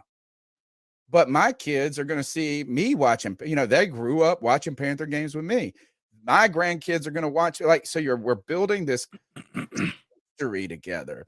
And what's been really neat about people like Greg Olson, Thomas Davis, Steve Smith, I guess Cam Newton you could put in there in some ways, is as they've moved on to the next phase of their career, the connection with the Panthers is now existent. Yeah. And we get reminded of it. We have these signposts of our history out there, these mile markers, these plaques out there that we just didn't have. You know, you didn't go, oh, there's Steve Berline on the call this week. He played for the Panthers. Yeah. 10 years ago, you didn't have this connection to the larger NFL world that Steve Smith and now Greg Olson are starting to deliver for us. Yeah, dude, and it's a joy to hear him call a game for a team that you know he loves. You know, I mean, someone put in the chat, he's gonna be fighting terrorism all game, which I love, dude. It's gonna be good to hear maybe a little bit of homerism when we get that from those broadcasters that are calling the game. Hey, so I don't forget, Eric 37 says, win or lose, it was fun to have something to play for again with the $5 love bomb. Thank you, Eric. And I think that's the sentiment, man. Dude, this season was the best season that I've been on the podcast. How about that? The fact that we're talking about being a playoff team late in December, come on, we haven't felt this in a long time. You know, I think the last few years have shown us that you cannot take winning for granted. You just can't. Because when you have 31 other football teams that are allocating resources and time and energy and effort into winning football games, you're not guaranteed to be in this spot. Look at some of those teams that have, like the Browns and the Lions and formerly the Bills, that used to just be in purgatory all the time, man. That could very much be us at any point in time. So the fact that we're playing meaningful football, just enjoy it, man. That's why I said don't think fast about what you believed Sam Darnold to be before the start of the season. Just worry about right now and how the Panthers are playing and enjoy these opportunities while you have them. Because, dude, if we're able to talk about the home game, a literal home playoff game for the Carolina Panthers, that is going to feel like it's straight out of the fucking zone, brother. Well, we had this same feeling in 2014. You know, we were able, this was the real first full year we did the podcast was in 2014. And Joey and I were able to go on this run and have that level of excitement that, well, it was just nice that the season didn't end. You know, if we go and win this game against the Bucks, I asked you guys this. I was like, what will you be your excitement? You know, how will you come in here after the show? What does that change? It's kind of an odd question because I'm just trying to think of like, how is this going to re-temper my expectations or reorient them? But I think I'm going to go to this is I'm not going to even think about the playoff game. I'm just going to come in here on the post-game show and say this is we got another Tuesday of us not having to talk about the draft, not having to talk about the season being over. It has been incredible and frankly astonishing that we could have this conversation right now because if you think about what has happened, just to put into context, is the Carolina Panthers started out 1-5. They fired their head coach. They fired their defensive coordinator. They then jettisoned a bunch of other assistants and associates of Matt Rule, the Matt Fool, the OOU guys. They said, you're out of here. And on top of that, they traded their best player away in Christian McCaffrey, arguably their best player. They then traded away a receiver who had been a big part of the kind of weekly offensive game plan, or at least had just been present, even though he was a bum this year. And then to add to that, they've had 4 different starting quarterbacks this year. I mean, not starting, 4 different quarterbacks in game. The Eason guy, or whatever his name was, played in the last quarter of a game. But they've had 3 different starting quarterbacks. And by the way, they've carouseled these. They didn't just go from one to the next one to the next one. It started one, then it went to PJ, then it went back to Mayfield. Oh, and they released Baker Mayfield, who they traded away in the process. The idea that this team is stronger in week 16 or whatever it is right now, addition by subtraction at the greatest example, and addition by addition of Steve Wilkes getting these boys to not quit and play like some damn men. Yeah, it's incredible. I mean, look, this podcast should not be there's 178 people. We had 200 people watching right now. On the trajectory of week 6, we would have had 5 people. And not that, look, we got a great community. People show up. But we do know that interest, particularly, imagine around the holidays. Like, you would not be thinking about the Carolina. Like, it's incredible that we are actually having fun and not commiserating right now. We started like 1-5, and we had Baker Mayfield as our quarterback. It legit seems like 10 years ago, So, well, it's so funny because it has been like an incredibly emotional roller coaster. Like, and I know that's a bit of a cliche to say that, but when you think about where we started out the season with the highest of hopes. Like, many of us were saying we were going to win 10, 11 games, right? When we were looking at the schedule, that's we were just like, dumb preseason talk, though. Right. But here's the thing is that's what I'm saying is, like, we had hope, like many of us did. Now, I know we can point to the people out there who are going to say, I knew we were going to suck. Right.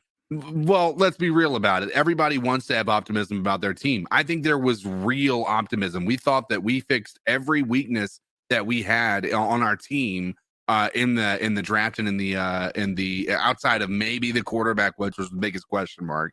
But we felt like we addressed all of the needs that we had going into this season, and we felt like we did a really good job addressing them. And then we started the year out the way we did, and it was disheartening to the largest extent. Yeah, by week 3, it felt like it was over. Yeah, I felt like after that Giants game, I was like, man, fire Matt Rule today, dude. Well, at least those were close games, right? I think it was after maybe the I don't know, maybe the 49ers game pushed me over the edge. Well, that's pushed what got David him fired, over the edge as well. Yeah. It's just the embarrassing losses that we took, right? That kind of made you feel like, this isn't going. I mean, even after Steve Wilkes took the helm, we faced the Rams that next week, and that was a bit of a bludgeoning, if you will. I know it doesn't, like, if you look at the scorecard, it doesn't seem like it was that big of a difference or big of a bludgeoning, but it was not a close game at all. And then, all of a sudden things started to turn around. And yes, we've had bad losses along the way. We've had great wins, but I tell you what, I mean, many of us have even in those bad losses come away with something positive to say, and hopeful about the future of this team. I remember when we won against the Bucks, everybody was mad.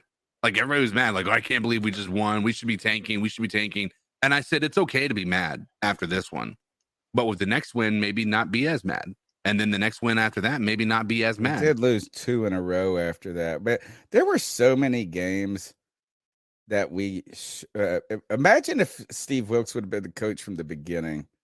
We beat the Browns, we beat the Giants, we beat the Cardinals. Falcons. The loss to the Falcons didn't feel like a loss. Like, it felt like we should have won that, right? So I mean, even if you think about it from that perspective, I personally don't believe it, just based on, I know the record says so, but Steve Wilkes hasn't lost 2 games in a row yet, even though that the record will say that he has. He has not lost 2 back-to-back games yet. I really only think that since Wilkes has taken over, we've lost 2 games. And I know that the record is not 2 games, right? That's not what I'm saying. But like you're saying, you can't count the Rams one.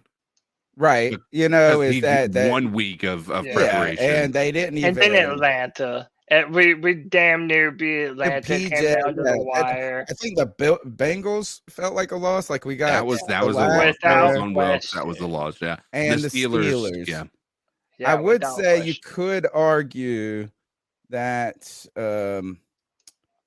I guess that. Oh, the Ravens. Well, the Ravens. Yeah, the Ravens. But no one wanted to play that day. Hey, that how was about a terrible game? If we had Sam Darnold in that game, we win that game easy. Yeah, I believe that. I do. I believe that so hard, and I dare anyone in the chat to disagree with me, man. If we had Sam Darnold in that game instead of Baker Mayfield, I think we win that football game. Hands down, dude. Speaking of wins, let's finish up with our talk about the Lions game real quick. One thing that was interesting is even though the Panthers like crazily just beat down the Lions, when you look at the final score, 37-23, that number makes it feel like the game was far closer than it was, right, at any moment. Like I said earlier, it was 34-13 with 3 minutes and 50 seconds left in the fourth quarter. This game's out of hand. It's way beyond reach. But an interesting note here is Shane Zylstra caught 3 touchdowns in that loss against us.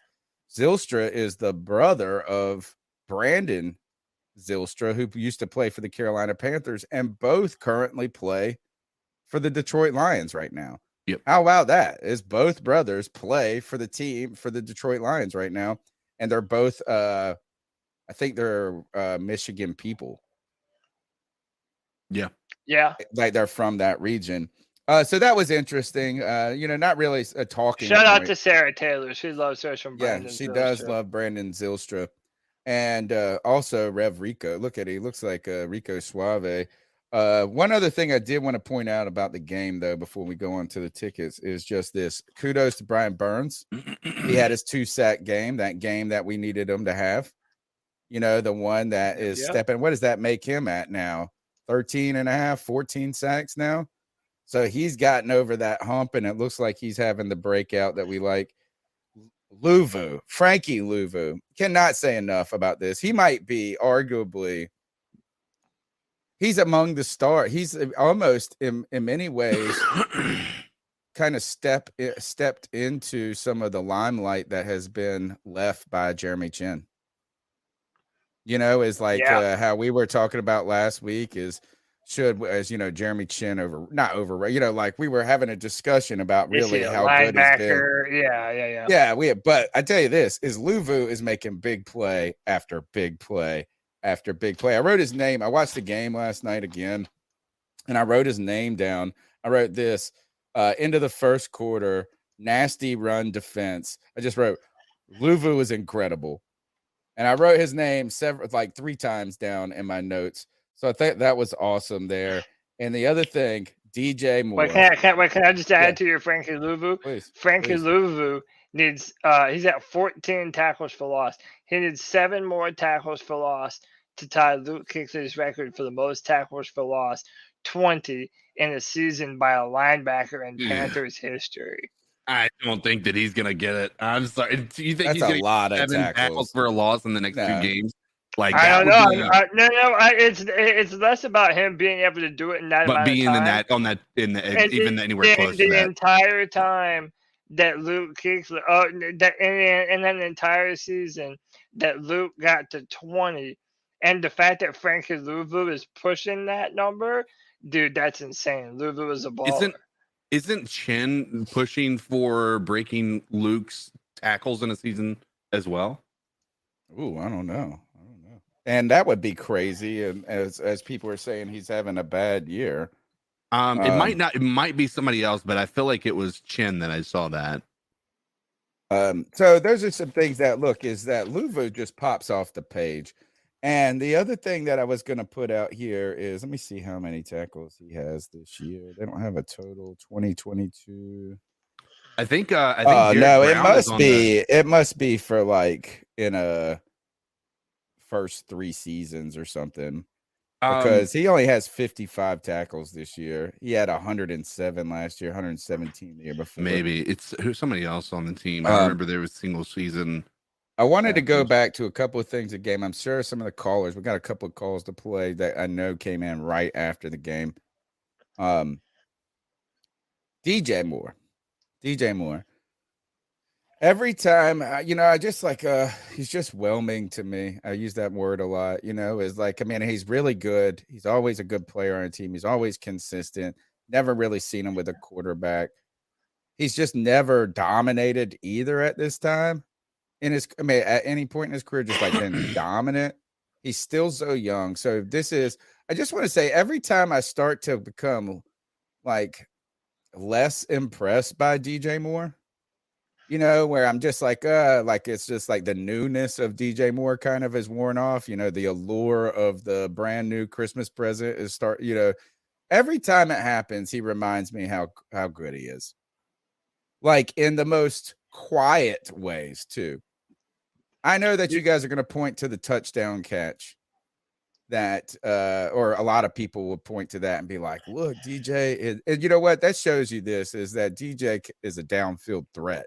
He can be a deep threat. But boy, his toe tap game is just fucking unreal. He has had so many good catches this year where it's been like, that shouldn't be a catch. That shouldn't be a catch, where he is not only like, this is from Mayfield to all down the list of people where it looks like the ball's out of bounds. And this mug in this game last week, he had his toe where I don't know how he made it. It's a fucking here's the thing. Baby. Here's what you've got to say, Tony. You can say he's been whelming, but the thing is, he has been whelming because his quarterbacks have been underwhelming. Right. Like that is all that. If you look at for the most part, he's had his blunders. Don't get me wrong. But for the most part, when his number has been called, he has answered the call on pretty much every single occasion. Go to that Atlanta game. Go to this past week. Go to the last week when we lost to the Steelers with that incredible catch he got. That was like even more impressive than the catch this week, in my opinion. But even this week, like he had, the toe drag swag. He beat Okuda down the sideline for that giant gain. And then the next play, he goes and he catches the 5-yard touchdown, which should have been tackled for a loss because he was a screen pass. He fights through and he gets the touchdown. By the way, reaching the ball across the goal line, Matt Rule would have flipped his shit. But nonetheless, DJ Moore is not whelming. DJ Moore, I know you're not saying that. I know you're not saying that. But I think a lot of people look at him that way. And when you say that, I think it bolsters those people's mindsets about what DJ Moore is. DJ Moore has if you look at who he's had as quarterback, the fact he's had 1,000-yard receiving yards for the past 3 years, it's incredible. And it's potentially still capable of doing it this year. And now it's a long shot. Don't get me wrong, but it is still a potential for him to do that this week. I mean, these next 2 weeks. The fact that he has been a consistent 1,000-yard receiver year after year, with everyone from Allen to a hurt Cam Newton to Teddy Bridgewater to a PJ Walker to a Baker Mayfield to a Sam Darnold. Like, dude, the names go on and on and on, man. DJ is a premier wide receiver in the NFL. And if we ever get some consistency at that quarterback position, I'm still hoping that it's going to be with Matt Corral. But even if it's with Sam in the short term, dude, I'm so happy for DJ. I think he is an excellent weapon for the Carolina Panthers. And remember a few weeks ago when, we just got done talking about Brian Burns and DJ Moore.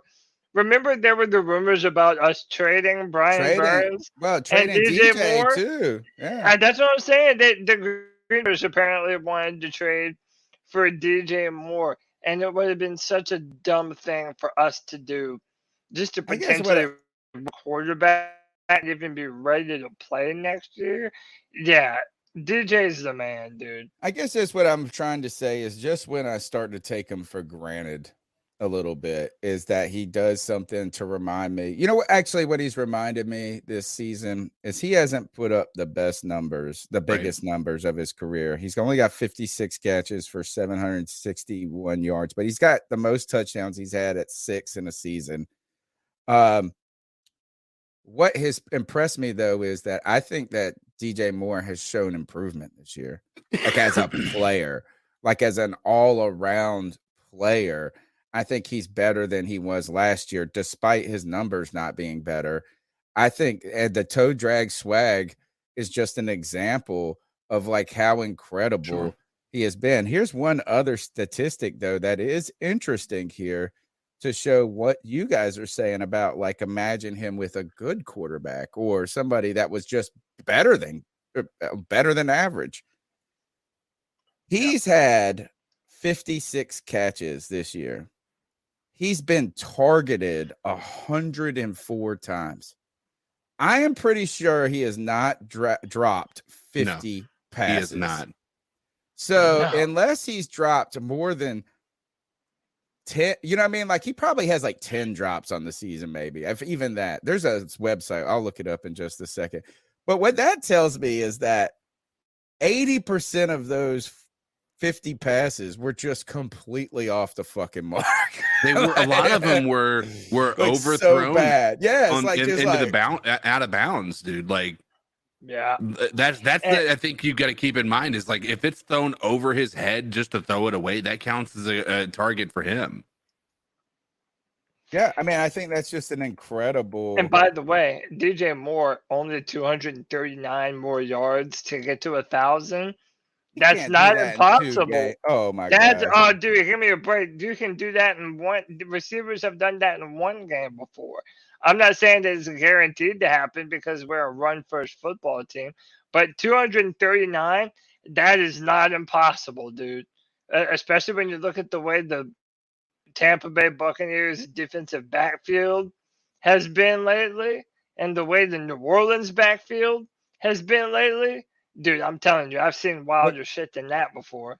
If this is right, if this website that I'm looking at, well, just NBC Sports, if this is correct, he's not even on the list of drop passes, right? For people in the top 11, like the ranking. There's like 20 people up here.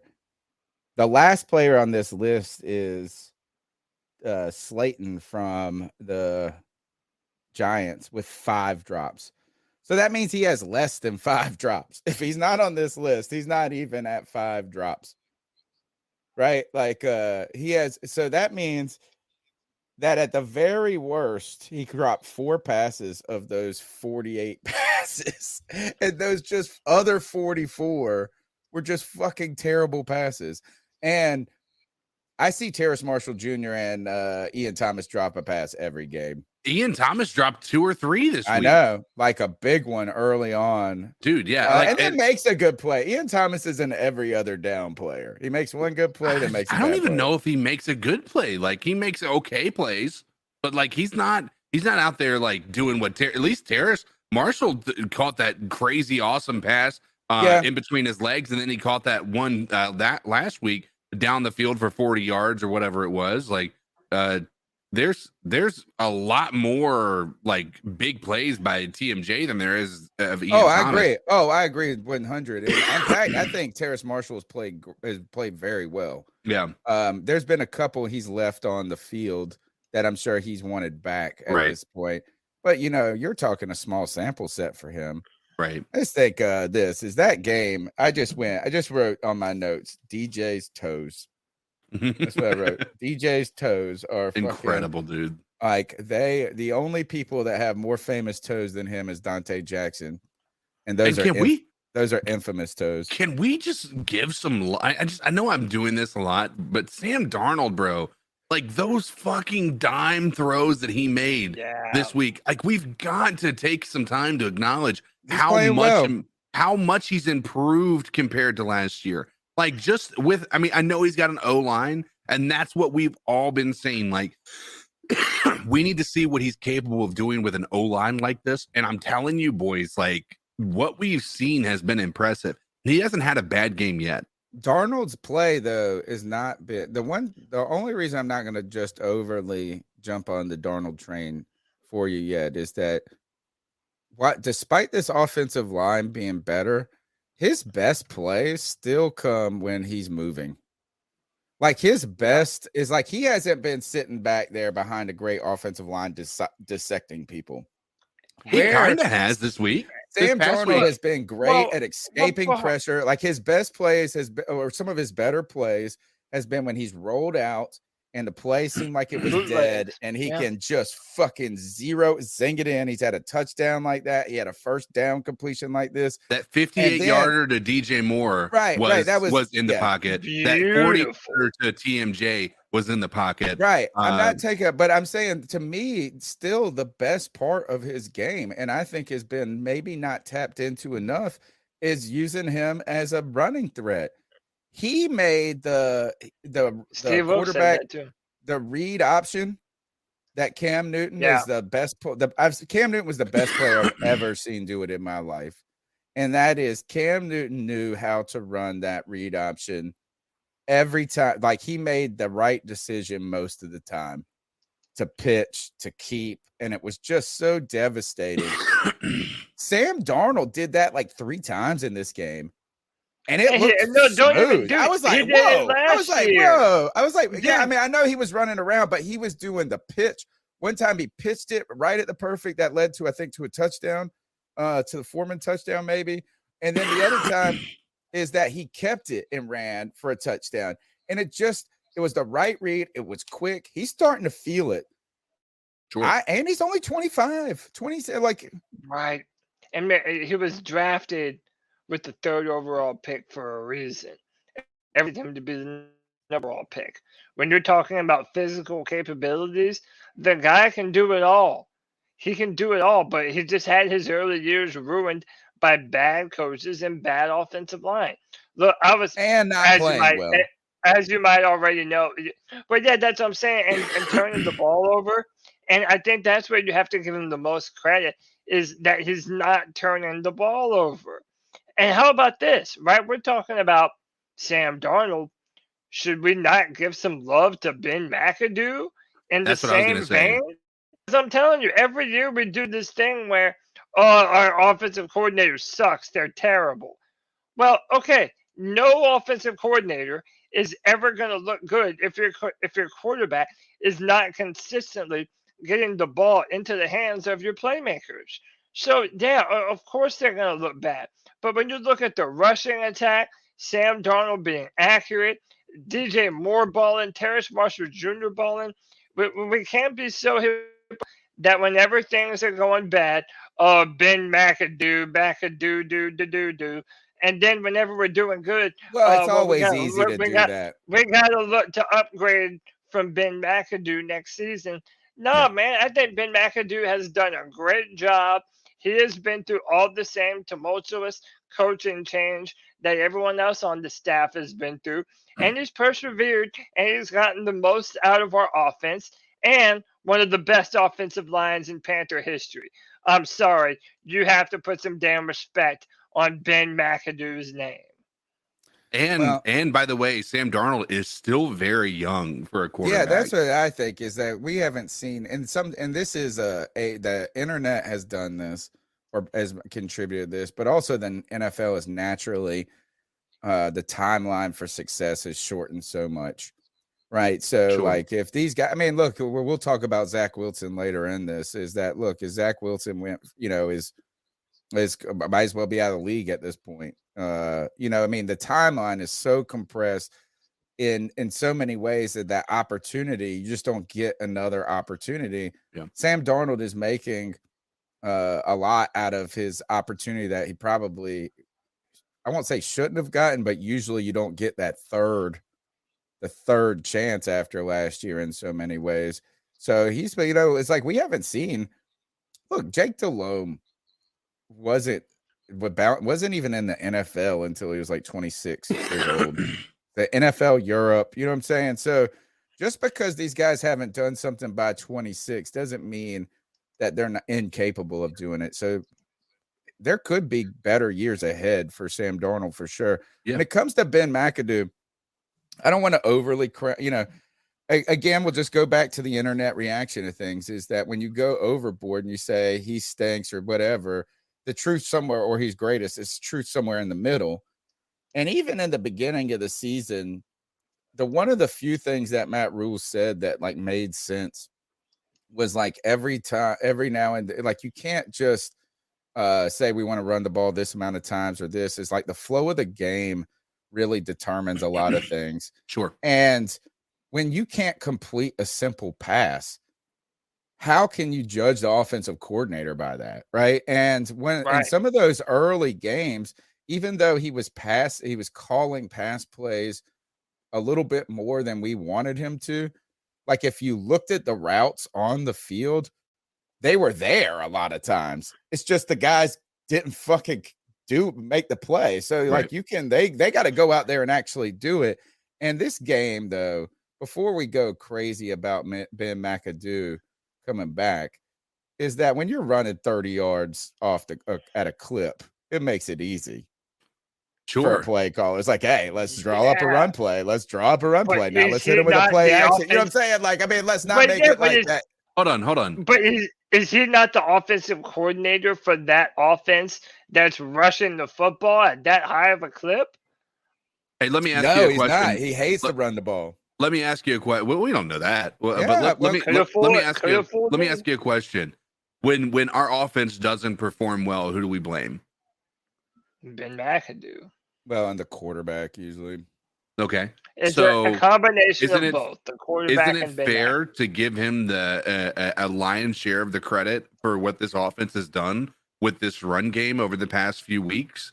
I know you've got to reward the players for performing, but we've said it before, when this team is doing horribly, we can't make this argument one way and not argue the other way.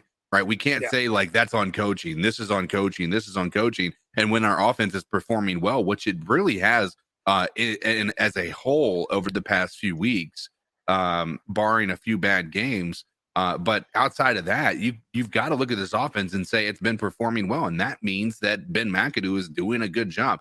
Now, does that mean that he is going to be the offensive coordinator next year? I don't know. Does that mean Sam Darnold's performance is going to mean he's the Panther starter next year? I don't know, but I think the both of these guys have earned the right to have another opportunity, if not here, somewhere else. I will give him this credit, and I think this is where the most credit is honestly due. Is very similar to Steve Wilkes. It's kind of insane that you're able to find prosperity amongst the depths of this depression we were in. And the idea is the fact that Wilkes can have this team playing to the level it is at this point is miraculous. It's miraculous.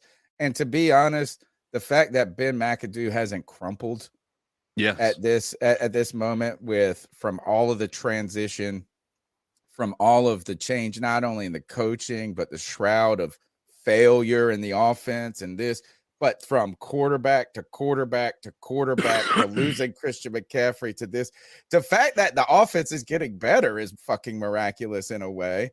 Let me ask you this. But Do you feel like either of these guys, Ben McAdoo, and this goes for anybody in the chat or either of you two, do you feel like Ben McAdoo or Sam Darnold has earned their shot to be at their current position next year, even if it's not with the Panthers? Do you believe that Ben McAdoo earned the right to be an offensive coordinator somewhere else, if not here? Yeah, just because there aren't a lot of people that are equipped to do the job, and you need bodies, you need offensive coordinators, you need assistant coordinators. But I also say this, to everybody that's breaks pump. I've been saying this entire season that it's a prove it season. Everyone has to prove it. Well, we're not in the playoffs yet, so therefore they're not done proving it. And that goes to everyone involved. Sam Darnold, Ben McAdoo, even Steve Wilkes, man. We're feeling good now, and we're happy to feel this way. But man, these final two games are so important for so many different people in our organization, Sam Darnold included, and Ben McAdoo included. I would say if the season ended right now, CK, I would say yes. I would say that they have earned jobs, be it here or somewhere else. But as of right now, dude, we're dialed in. We're focused on Tampa. And right now, based on what they have shown me, I think they have everything capable. They have everything that it takes to be able to win the NFC South. I believe in both of them, man. I believe in, damn it, and I don't care who knows it. Let's go. I want to hear if you guys believe. The number is 252-228-5098. We want to get your thoughts on this Carolina Panthers team. If the Carolina Panthers can and will win against the Bucks, or will win, I guess you could say, they can win. Will they make a run to the playoffs? What is your level of excitement if they do win? Steve Wilkes and Ben McAdoo on the table. We want to hear your thoughts. The number's 252-228-5098. Let's jump into some cat calls. So what are your thoughts on catcalling? Yeah, it's pretty. You shouldn't do that to somebody. And how did that make you feel? Very uncomfortable. So how do you think catcalling makes the person feel? It feels good, like. Who's that cat sitting in the back corner with his face buried in the snow? Who's that kid that can use one? Guys, Chuck from Elizabeth City, a.k.a. Carolina Sports Guy. I'm calling in at halftime, hoping that's not a jinx, but with Christmas Eve and everybody having things to do, I'm hoping I get to watch the podcast later, but if not, I'll catch it sometime between the night and tomorrow. But I just kind of want to look, guys, anytime you get Chuba Hubbard over 100 yards rushing in the first half, Dante Foreman over 100 yards in the first half, 200 and some yards rushing as a team in the first half, Sam Darnold, you throw in over 100 and some yards passing in the first half, almost 400 yards in the 24-7 lead. I mean, I'm just hoping everything continues like it is, but I want to win this game and at least set up next week it's Brady and the Bucks, but a win and good chance for in first place with one game to go. But if we lose, typical Tom Brady. But just having that opportunity, that's all we really were looking for, is to be in contention. So you guys have a Merry Christmas. I'm thankful for the podcast. Thank CK, you guys, Cody, Greg, just everybody. I just want to wish all guys a Merry Christmas, a Happy New Year. Thank you, Chuck. Thank you, Chuck. Merry Christmas. And man, the excitement level was so much there that even Cody and CK were sitting there going, we should go for this post game no matter what. We should go. But Merry Christmas to you guys. Happy New Year. One more show, at least one more show before the new year. Let's keep going through with these calls. Yo, C3, what's good? JD, 864, calling in. JD! The score is 31-7. I don't know how many minutes left in the game right now. I'm feeling good. I'm tired as hell. I went to bed like 3 hours before the game started. That's a mistake on my part, so I'm not really all that coherent right now. But let's put some respect on Redbeard, the quarterback, a.k.a. Sam Darnold. Motherfucker getting rewarded. I love the play call. They're rewarding DJ for hard work, man. Man been out there blocking the shit, gave him some easy tosses. But props to Sam on that zero blitz hitting DJ. Yeah, man, this is a good game to fucking wake up, watch all for 3 hours or something. I need to take that, man. But hey, appreciate what you guys do. Keep pounding, Panther fam. Thanks from Paradise, JD. Pounding. He said he was tired as hell. Heck yeah. At least it was worth it, man. Dude, y'all are lucky I didn't do a post. Man, them Elks, they had my ass tore up from the floor up, bro. Shit. Let's go to the next call. Yes. Yes. Brady doesn't want it. Brady doesn't want it. This was before the comeback. Is legit. Deontay Foreman running down people's throats. Chuba Hubbard running down people's throats. Tampa doesn't want it. Sammy D throwing dimes. DJ Moore catching dimes. Terrace Marshall Jr. catching dimes. The defense eating. They don't want it. They don't want it. We're hot at the right time. We're hot at the right time. I don't want to hear anything.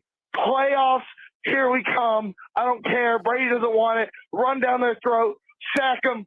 Nobody wants. Even Keith Taylor played well. Everybody played well. That's how you respond to a damn loss. Nobody wants to play this team. Let's go. Keep pounding, baby. Keep pounding. Yeah. What a good call, man. Keep Was that great Anthony? call, pounding. dude. Yeah, he's gonna get the applause. Love it. Hey, did you hear that? Dude, hey, let's take a moment and just bask in the excitement of Panther fans. Nobody's crying and complaining. Dude, right now we have a team that the Panthers and the Panther fans can be proud of, man. Chat I love loves it. the call. Chat loves Love the call. it. I think that might have was that Anthony? I think that's Anthony from Charlotte. Look, these next 2, 3 calls are all 4 calls, all game day calls. So look, let's get ready. Strap in for the excitement, baby. Yeah. What's going on, C3 family? D. Sanford, North Carolina. Shout out to What up, D? Cody. Shout out to Tony. Shout out to the whole crew. What an amazing Christmas gift to get before Christmas. We pounded the rock.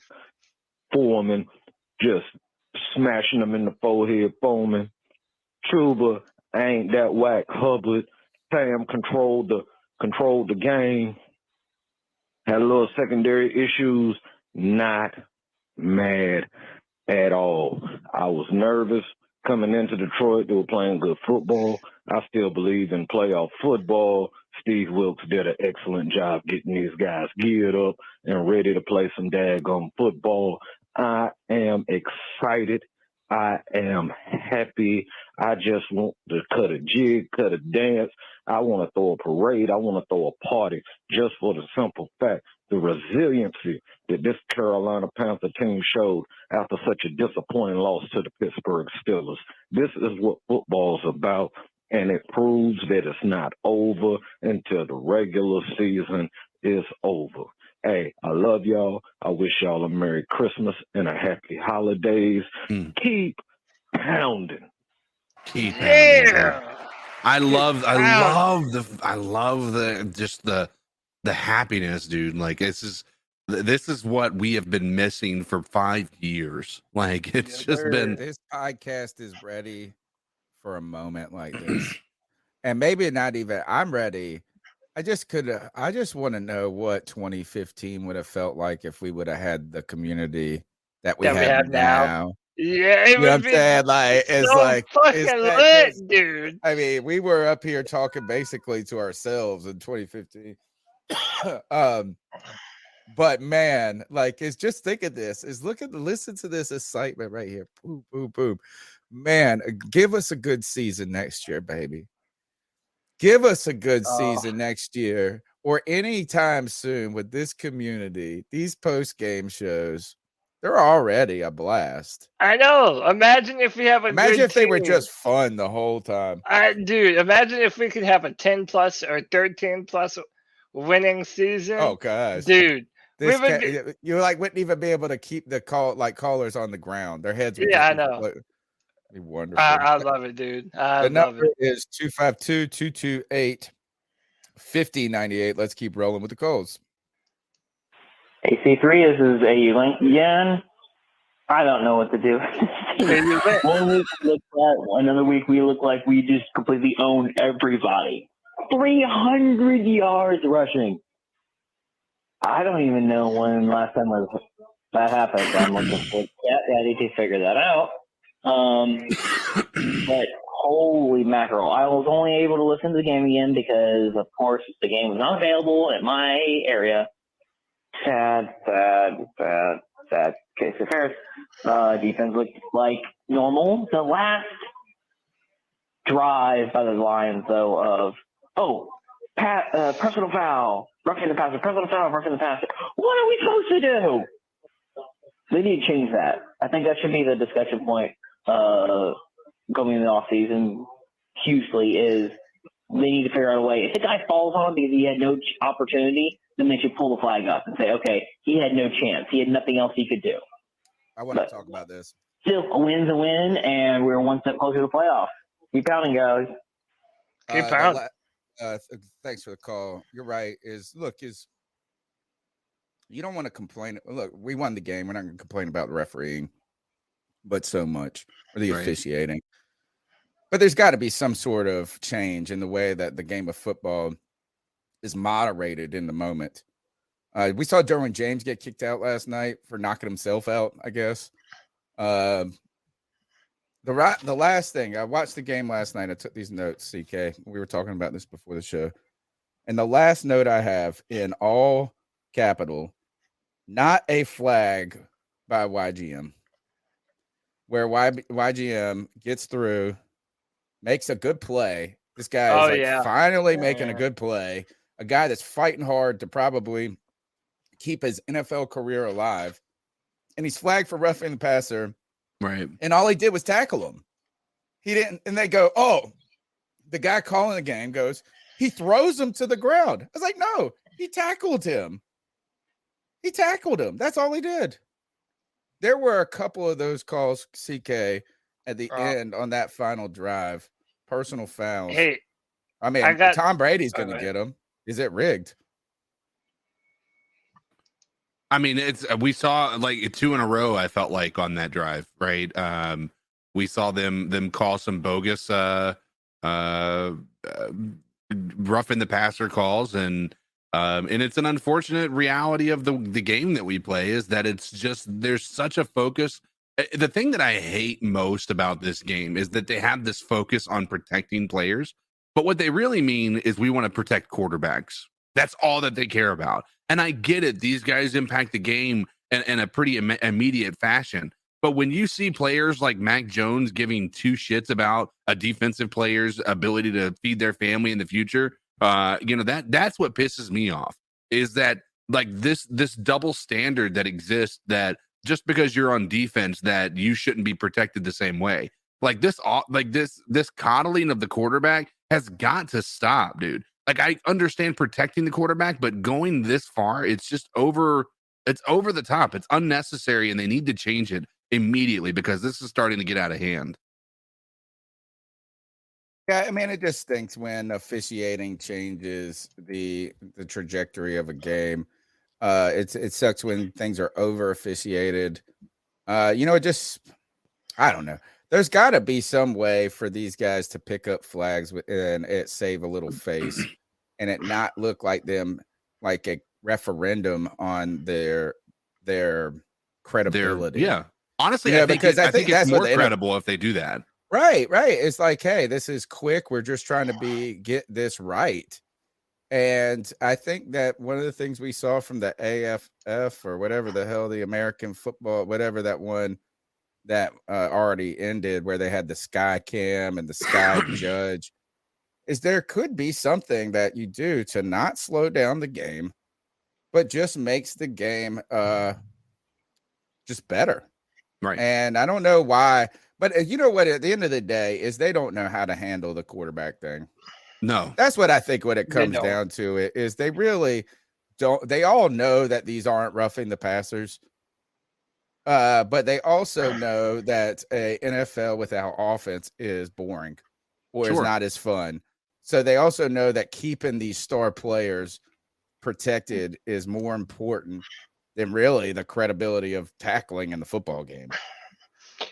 Yeah. So they're just trying to, I don't know. I think they just, I know the mind, like you want your franchise quarterbacks to be healthy and protected. That's best for business, for the NFL, for the teams. You know, you want good quarterback play. That's when the games are the most exciting. But speaking of quarterback play and what makes quarterback play good quarterback play, we have some breaking news here, and it's not good news. I also don't know if it's bad news. Let's run it by all of you. The Bucks will designate Pro Bowl center Ryan Jensen to return from injured reserve on Wednesday. Jensen suffered a knee injury on the second day of training camp, but has held out hope that he could potentially make a late season return. So Pro Bowl center Ryan Jensen is going to be back for the game versus the Panthers. Do you think that his not playing all year, I mean, what does this mean for the matchup? Is this better for Tom Brady, or are you better off going with the guy that you've been taking snaps from all year? I don't know that this means that he's going to be playing. Don't they have isn't the designated to return? Doesn't that mean it's just that they have the ability to activate him? It doesn't mean that he's guaranteed to be active.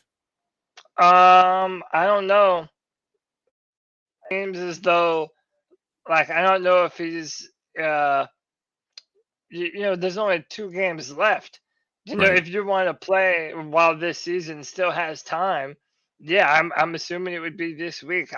I'm gonna take it as though they're preparing him to start. But like I said, I don't even know if you've been taking snaps from a different center all season. I know this could be a bigger problem for them. Yeah, I think it's probably good for them and fine for us. It's it's probably good for them that their offensive line has been so stinky that they are, in their mind, getting an upgrade, whether it's this week, next week, over the term of the season, it will be helpful. But what I'm saying is he could be rusty in week 1. It's not like I'm scared. Sure. It's all of a sudden right now. I don't know how much it probably helps them in the next 3-game stretch. And I don't know how much it helps them in the 1-game stretch against us. By the way, Prize Picks here. You got some breaking news for you. That's on the Prize Picks. Something funky with the Taco Tuesday things. Always the allure of the Taco Tuesday. LaMelo Ball has 0 points right now. 0 points. I know. What is it? It's just a tease out there. Tease. Rough. I tell you one thing is that the quarterback that will get all the calls is going to be playing us this week, and Tom Brady gets all the calls. And talking about the officiating, this is where we just want it to be cleaner and more honest.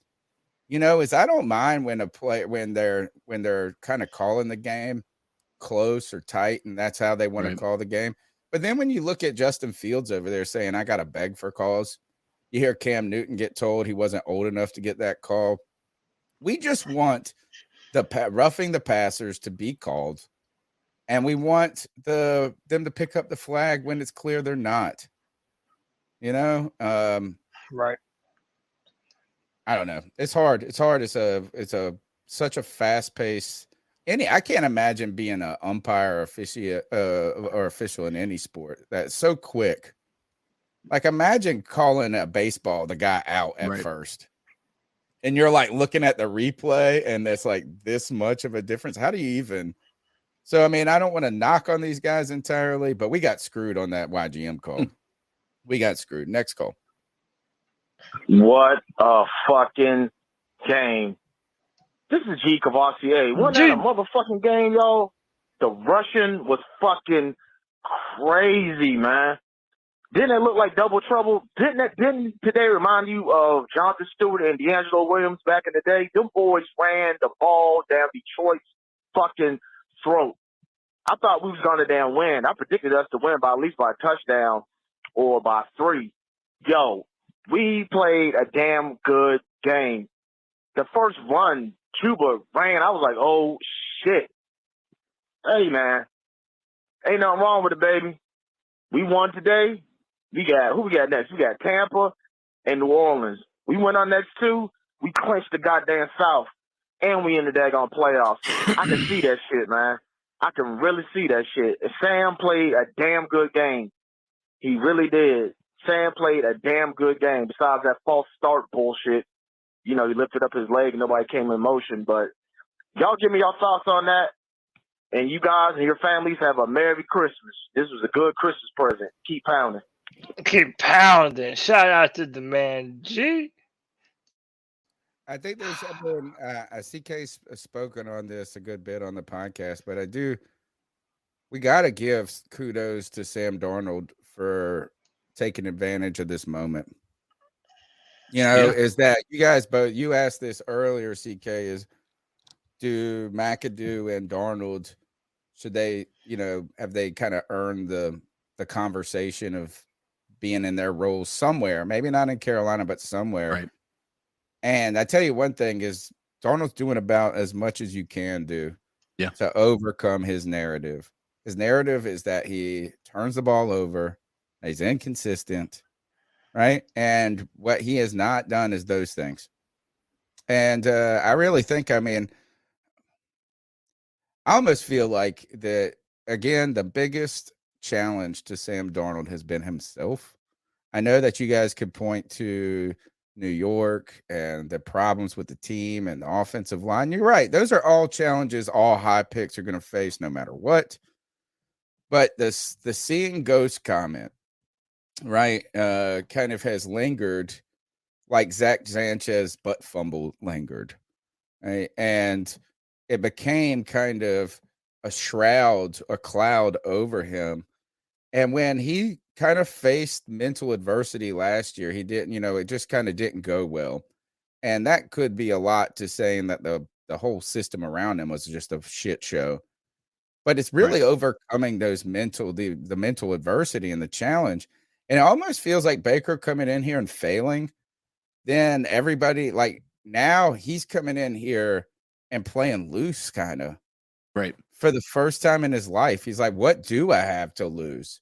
He has absolutely nothing to lose. Like before, if he would not have played this season, he wouldn't have, arguably, there's a chance he wouldn't be in the league or he would be struggling to be a backup on a team. Right. I agree.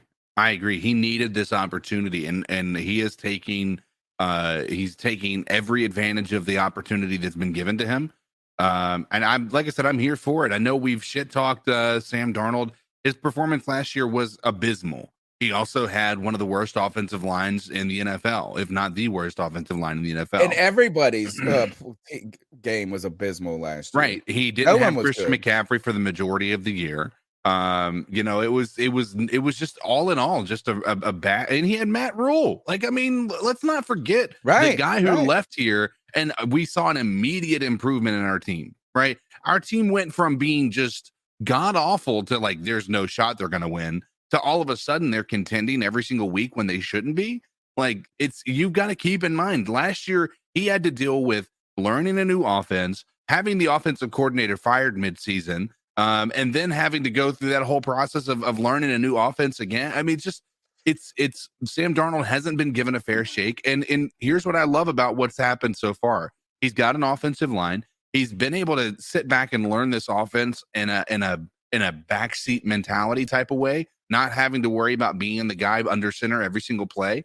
He's learned the offense in and out, and he's performing and he's executing this offense in a very efficient way. Is he throwing 400 yards a game? No. He's not needing to. He's throwing more yards than any other quarterback basically did, except for PJ in that one game. Well, even outside of that, even if you look at the small sample size over four games, he has been efficient and he has been accurate and he hasn't turned the ball over. Yeah, he's been smart with the ball. And I think that's something that we've got to give him credit for, because when you think about everybody, nobody believed in him. When we were told that Sam Darnold's going to come back and start, nobody thought, man, this guy's going to come out here and blow it up. I think a lot of us had hope that maybe he was going to be better because he had an offensive line, but nobody thought that he was not going to throw an interception in 4 games. Here's a question for you. Think about this for as we listen to the next call. At what point of success this season do we reach where Sam Darnold being signed before he hits free agency becomes a priority for the Carolina Panthers. Is there, if he wins, is it playoffs? Is it winning, not being part of the problem and winning a game or two still? There might be there's a scenario where the Panthers are sitting here. Let's go ahead and ink a 2-year deal before the numbers start going crazy, before anything. Mm-hmm. And you know what? It might not be crazy for Sam Darnold to consider that, given the fact that he doesn't really know what's going to be out there on free agency. So will the Carolina Panthers make Sam Darnold a priority? How wild of a season is it? Let's go to the next call. What it do, C3? It's Anthony. What up, Anthony? Went to the game today. Froze my nuts off. But, man, it was worth it. 570 yards of offense. Best offensive game from the Panthers in history. Awesome to see. Darnold threw for 250. Rushing game ran for like 320. Just absolutely dominant. I mean, I'm really hyped right now. Let's freaking go, baby.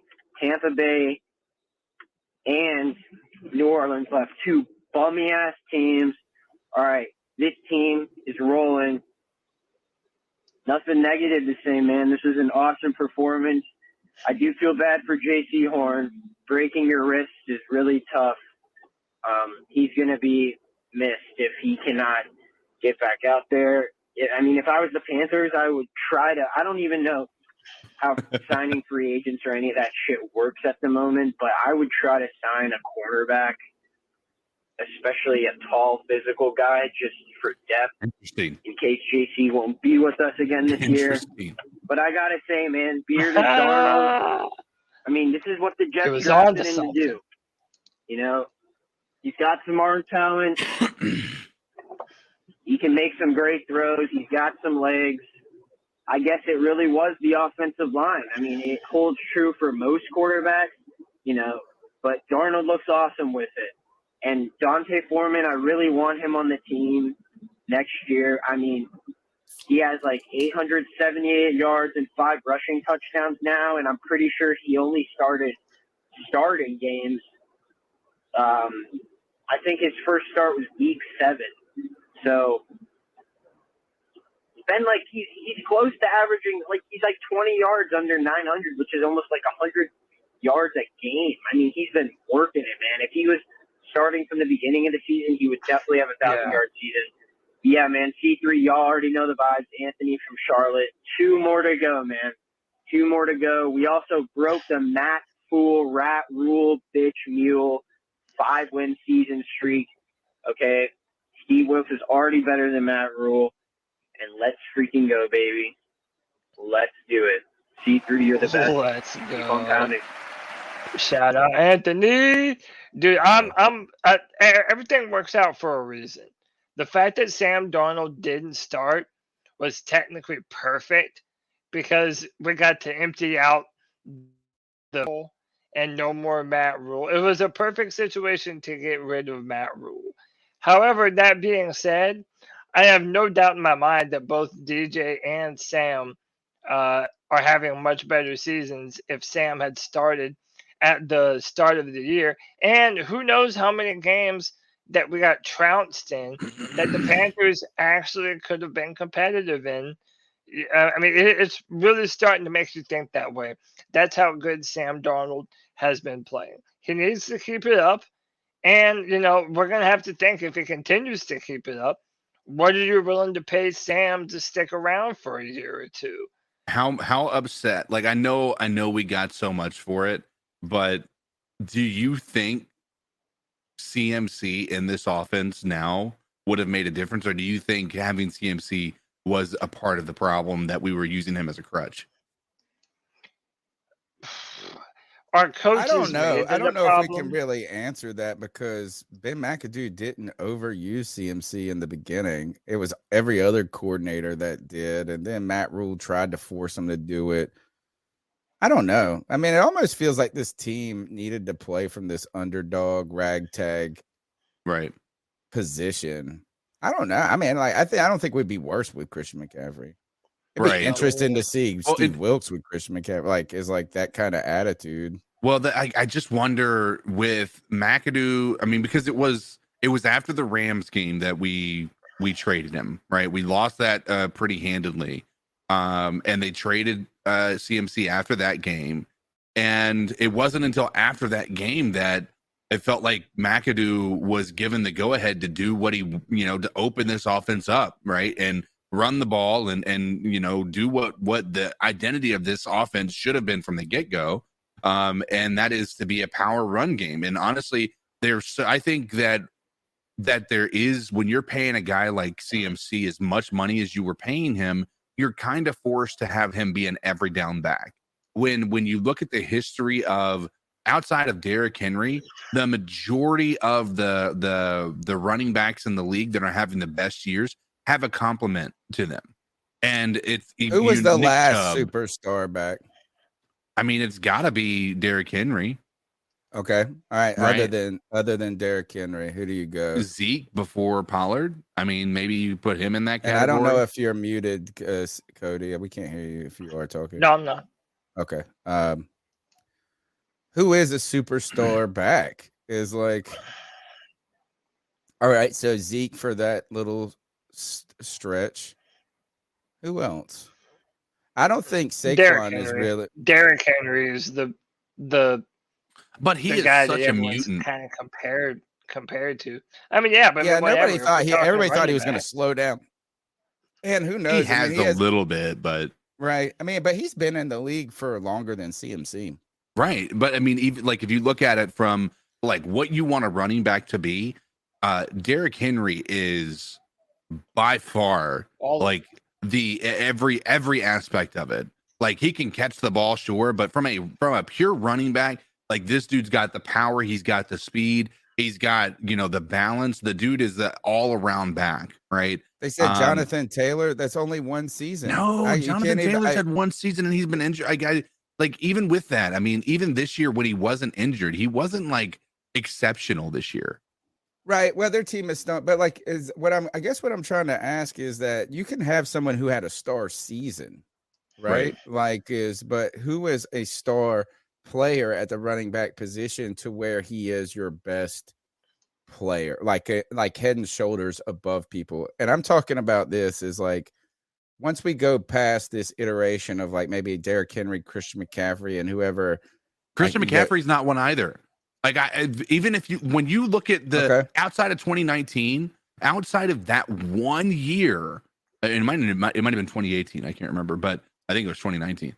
But outside of that 1 year, like when he has been the featured back, he hasn't been like a star running back. Even if everybody wants to talk about him being in San Fran, right? He had some of his best games when he was a compliment to another guy, right? But he's a star player at the running back position. I guess I'm not saying that he has to only run the ball, but he is a running back. He's not a wide receiver. But what my whole point to the whole start of this conversation was that, when you have a compliment to your star running back, then that's when he's more effective and he's able to produce on a more consistent basis and probably have a longer career. Like you have Zeke now having the Pollard. You have Aaron Jones with AJ Dillon. You have Nick Chubb with Kareem Hunt. Like all of these major guys, the guys who are consistently running, like outside of Derrick Henry, consistently running down the throat of their opponent, they have a compliment. Every single one of them. Right. Well, and you're also looking at some of them in the back end of their later twilight years. Zeke didn't have to have a compliment early on. But I guess I'm trying to go back in the face of the planet. I'm trying to go back to this is that like the names that come to mind right now don't fit the bill of what I mean. So like the best running backs in the league right now don't fit the bill of what Le'Veon Bell. Maybe Le'Veon Bell when he was with Pittsburgh is the last one where he had multiple seasons where you thought this guy can destroy you.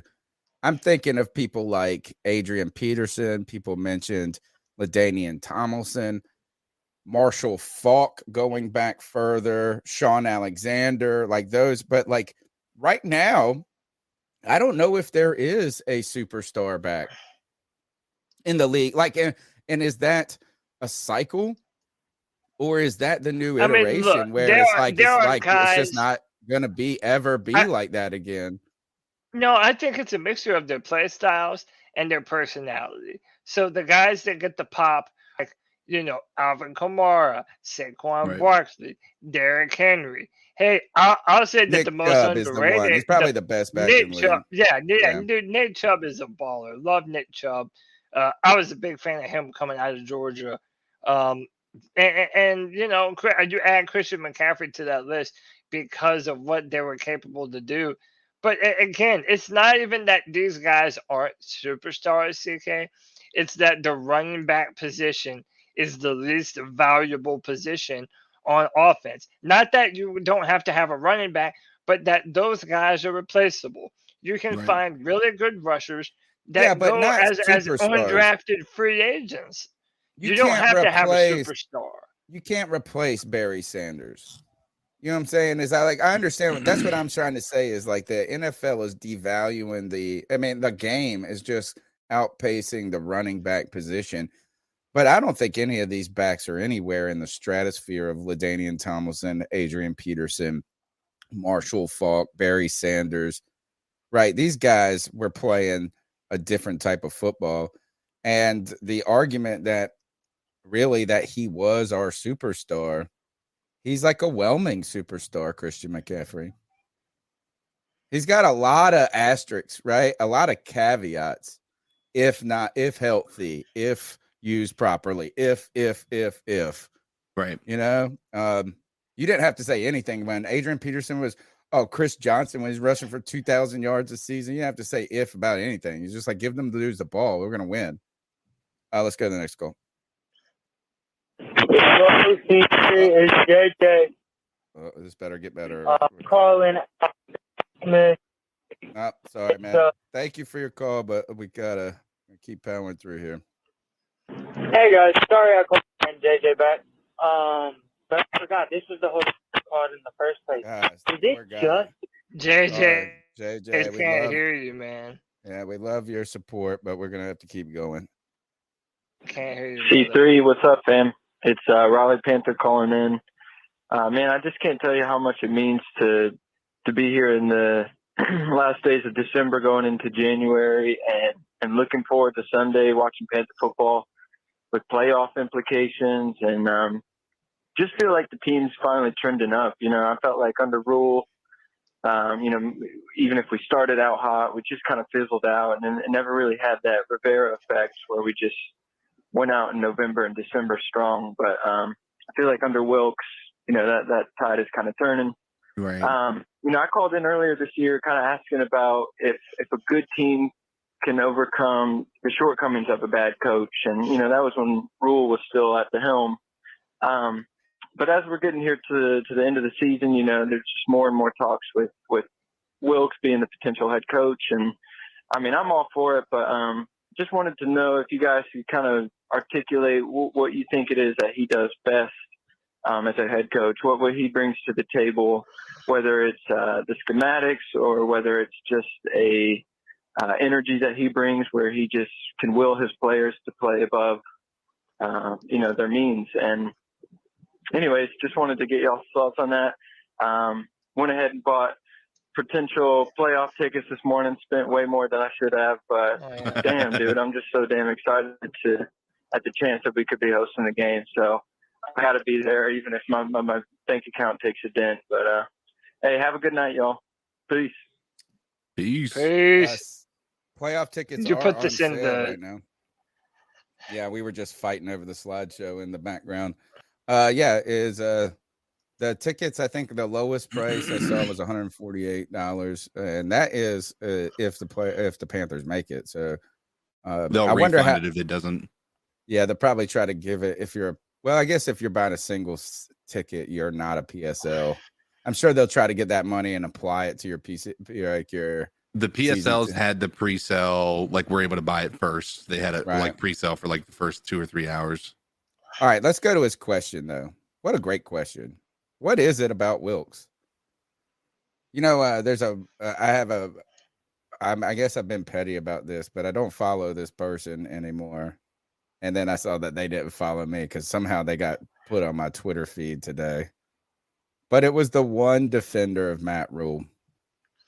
I think we know who that one person. There's one person that continuously said that he was a good coach and that this was just like whatever overreaction. People talk about things they didn't. He challenged the credibility of Cody stuff and the things that we were doing on the show. And this individual, this unnamed individual, put out a tweet that said I was something like a real person, real man admits when they're wrong, and I was wrong. Matt Rule was a problem, and I mean, and this was after the win this past week. What is the difference for someone? Like what is it like for that person, the one holdout, the person who, in the face of all of the things, said that we were just talking about something we didn't know anything about, and that Rule was a good coach. Or was it in that we just, bad circumstances or something? What is the difference? Same. Actually, you know what is like this? I mean, he doesn't even have the same. Like he's had less. You gave this dude a kitchen, all the ingredients, so that you let him make the order. You let him make the menu, order all the food, make the menu. Brought the food out. It was shitty. Steve Wilkes walked into a cupboard that had less ingredients. Somebody else had made the menu and all of that stuff and left you a dirty kitchen. And he gave his neighbor his salt. Yeah. And he made the fucking a better meal. What is the difference? It's gotta be the message, right? It's gotta be the fact that that in my opinion, again, none of us know because none of us are in that locker room, but the micromanaging that Matt Rule must have had when it came to how he wanted these coaches to call plays has got to be an impact. There's no other explanation to go from being 0 to hero like that and to have this team look like two completely different teams. Like and we can go back to 2013, right? With Ron Rivera. And we could say, well, he did the same thing, but it was him who made well, we also know he had a philosophy change after that, right? He started to be known as Riverboat Ron. He started to trust his offense that they were going to be capable of converting things that maybe he was hesitant to allow them to do prior, right? We saw a method, like we didn't see that with Matt Rule. Matt Rule came in here and he wanted to be the same guy at year 3 that he was year 1. And he thought that was going to work. He came in with a vision and he thought that needed, like, here's the thing that I have an issue with Matt Rule. His vision was the same on day 1 that it was in year 3, right? And that shouldn't be the case. You can come in with an idea, but you need to evolve to what not only what the NFL does, but to what your failures have been up to that point. And I don't feel like Matt Rule did that. Yeah, and to me, it's the urgency. Urgency is the key word there. There is an urgency on this football team where there wasn't before. Dude, I remember watching clips of the Panthers coming onto the field with Matt Rule, and they looked lethargic. They looked like they just rolled out of bed.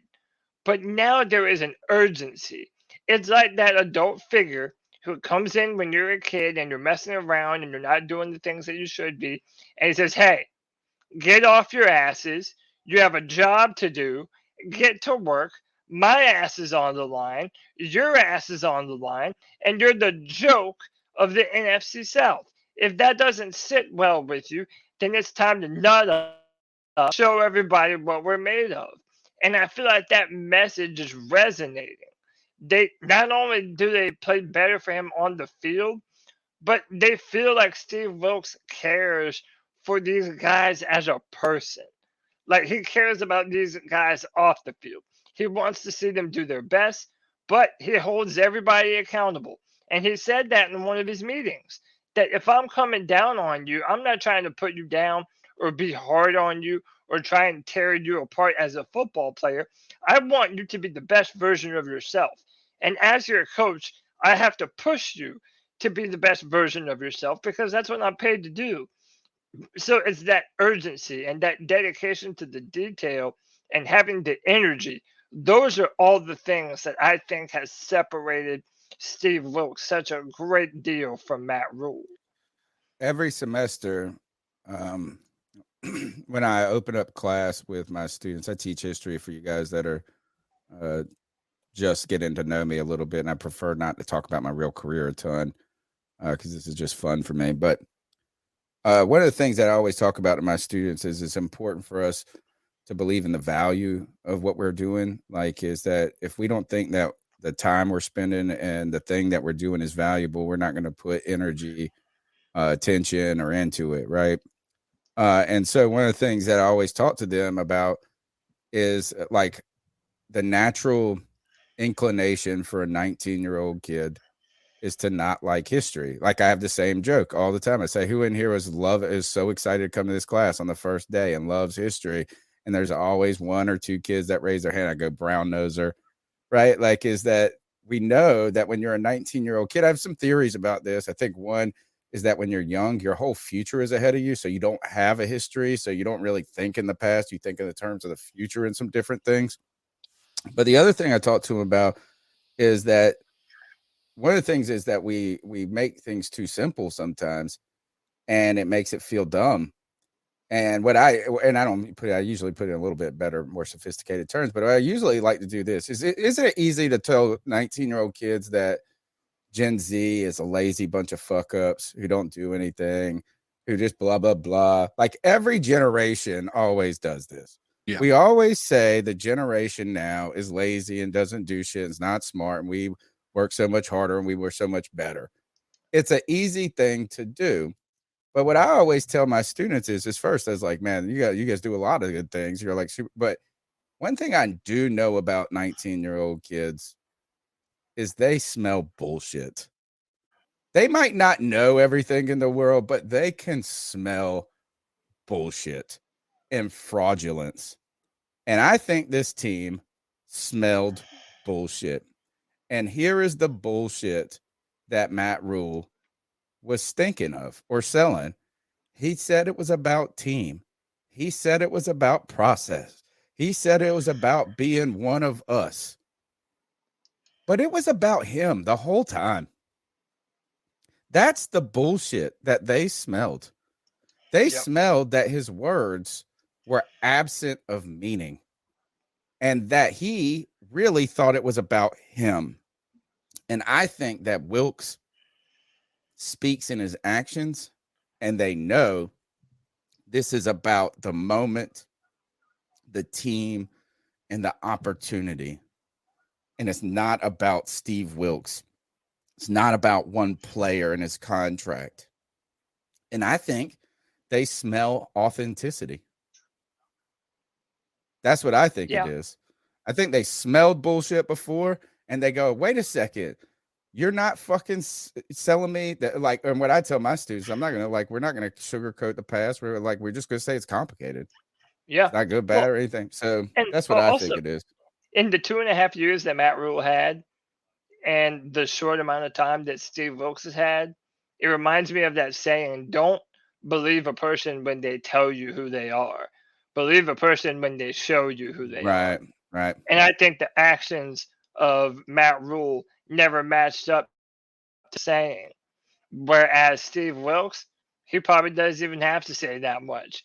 His actions go even further, and I think that's the real difference. Yeah. And I don't know. I mean, somehow that message, maybe Matt Rule bought into himself and his own hype too much. Like, is that everybody's like, oh, he turned around Temple, he turned around Baylor. I think maybe he believes, and you need to there's a difference between confidence and arrogance, right? There's a difference between confidence and being an egomaniac. But we saw the stupid crap that he was saying at the Pro Bowl thing. The harder you want to get coached, the harder we get coached. Yeah, and then when he talked to Florida, and he was like, and you take notes. You take notes. The more you take notes, the more games are going to win. And it's just like, this really has no substance to it. It's like words that usually sound good together, but there's no real meaning behind it. Well, here's the thing is, like you said, 19-year-olds can smell bullshit, right? Well, if we saw that and thought, that's the stupidest fucking thing I've ever heard. Right. We're not the only person that saw that. You don't think that his own They're players in the looking at him meetings. with like They're this in is- the meetings like they- fucking right. bullshit. This is a big cringe, dude. Like, Yeah. I don't know how I feel about this. I just don't. I would like to know how that meeting went down with Tepper when he went down to Texas to try to hire Matt Rule or try to do whatever they did. Like, did he go down there to interview him or did he go down there to hire him? Because it felt like it was we're coming down here to hire you. He went down there to hire him. Remember, it was between Right. the Giants and the Panthers. They made an offer. They made an offer to Matt Rule, and then he went and talked to the Giants to see if they would match it or Right. go higher than that. Dude, that should have been the first red flag. You have a billionaire literally in your living room wanting to give you this crazy deal. But let me see if the Giants are gonna give me a better deal first. Dude, that's a red flag. To me, he's always been a snake oil salesman. I didn't believe it at first, but then we all had to come around the hard way, man. All right, next goal. Hey, C3 family, Panther fan 2222, calling in from Greensboro. Excited to see that Josh Norman is coming back. Yeah, he's where he belongs back home. I wished he wouldn't have chased the money before, but the past is the past. Maybe he can step in and help out, fill some of the role that we're going to miss with Jaycee Horn on the bench this week. Super excited to play the Bucks. We need to stop looking ahead and focus all energy on the Bucks and the Bucks only. We mess around and make it to the playoffs. We don't have that good of a draft pick, but I'd rather win any day of the week than worry about what draft position we have. Y'all keep doing this great work. Everybody, new listeners, new viewers, like and subscribe and help support the C3 Panthers podcast. Y'all have a good night. Keep pounding. Thank you so much for your support. I don't know if it's entirely fair to say that Josh Norman was chasing the money, though. No, he was going to sign Dave the franchise Gettleman tag. rescinded the franchise tag and then let him hit free agency. Right. So, but it is nice to have nostalgia back. Here, let's go to the next call. Podcast brothers, how y'all doing? Jaycee of RCA. Hey man, excuse my voice, man. I just got diagnosed with COVID or whatever. So please keep me and my family in your prayers. On a light note, on a better note, hey, Josh Norman is back with the Panthers, and everybody's saying he's washed up and everything, and he's 35. Tom Brady is 45 years old and a cheater, and we got to go against him this Sunday. I see the Panthers winning out in these last two games, and we are in. I really, really have confidence in our damn team, and I swear, if Tepper does not hire Steve Wilkes, I'm going to fucking go insane. Give me your thoughts on that, y'all. Keep pounding. Yeah, I mean, it's getting to the point where it seems like ridiculous to think otherwise. Let's go to the next call. Get better, G. Hey guys, it's the growl that makes him howl, aka Joey the Blind Panther. And yeah, that Lions game was freaking awesome, dude. It was so awesome. And yeah, I wish I had gone because it was like, not only was it the coldest game in the history of the stadium, but we also obliterated a rushing record. And Jonathan Stewart was on the radio, and I'd hate to break it to you. Like, he may have been a cool interview, but he was kind of dry on the radio. But he probably got called in on the spot because no one else could get there because the whole country was having an Arctic blast pretty much. But now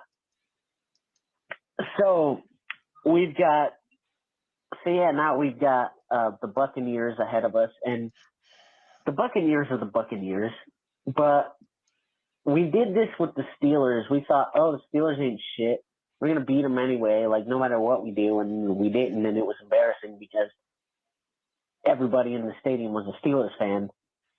And I'm not really looking to do that, but I mean, the temptation is hard to resist to just like look past the Buccaneers, but that's something we really need to not do. And we really need to kick ass and keep pounding and Oh, is this like a win in your in game? Like, if the Saints, well, yeah, actually, I'll set this. Like, if the Saints somehow beat the Eagles, which the Commanders beat them. The Commanders beat them, and that was when they were just starting to get hot. But the Commanders are better than the Saints when you think. And the Saints are so bad, guys, that Matt Rule and Baker Mayfield beat them. That's how bad the Saints are. So, yeah, I mean, not a bad point. This is awesome. I'm still optimistic, win or lose this game. I'm still optimistic for even next year. Because if we lose, unfortunately, we're going to have to look at the future, and I'm still optimistic about it next year because, oh my God, dude, Steve Wilkes is a magician. But I'm going to do what I'm known for so I don't get cut off.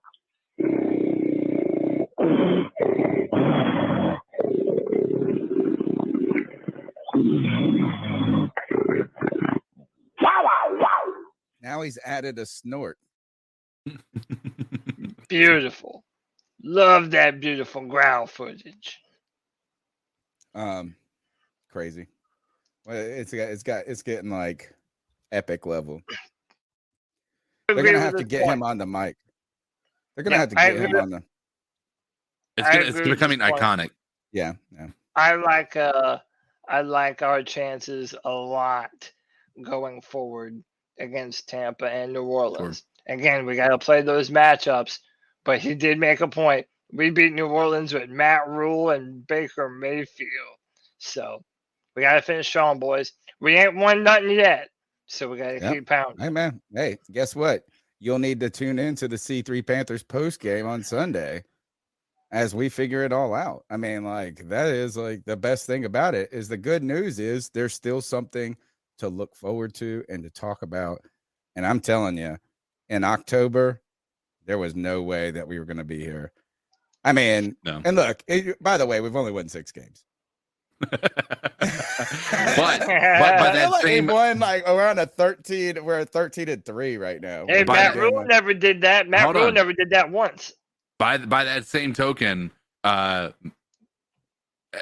Steve Wilkes has got 5 wins in less time, and in all reality, you could say that he's 5 and let's just say he's 6-2 in or 6-3 as a head coach for us. 5-3.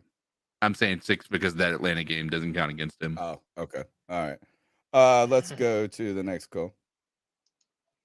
Hey, this is White Chocolate Espresso, Tony's Baxter. Listen, I'm super excited for this game. Super excited. Because you understand, not just because we can win the NFC South or the playoffs. No. The first person I ever hated in sports, like ever, was Tom Brady. Because the first game I ever saw with the Panthers was the game where Rodney Peete got hurt and Jake Cohen came in. And after that game, I was like, I'm watching every single Panther game. And I watched every single game all the way up to the Super Bowl, which we lost to Tom Brady. And after that loss, I vowed to always hate Tom Brady. And now at the end, we bring back Josh Norman, and we have the chance to keep Tom Brady out of the playoffs in his final year. This is so great. I'm so loving this game coming up because, God, I hope we win this. Just one last final fuck you to Tom Brady. That's all I got. Peace. Peace. One final big fuck you to Tom Brady. By the way, if we do beat him, it'll be the only time that he's ever not finished the season with a winning record. Dude, that's some shit, huh? That's a crazy dude. Say what you want. That's a crazy stat. But I love that we could take it away from him. If he retires too, just think about that. We'll be the team that sent him into retirement with his worst ever season. And the other part too, and I don't care what people say. Like everybody's gonna be like, don't be talking about Super Bowl. Here's the thing.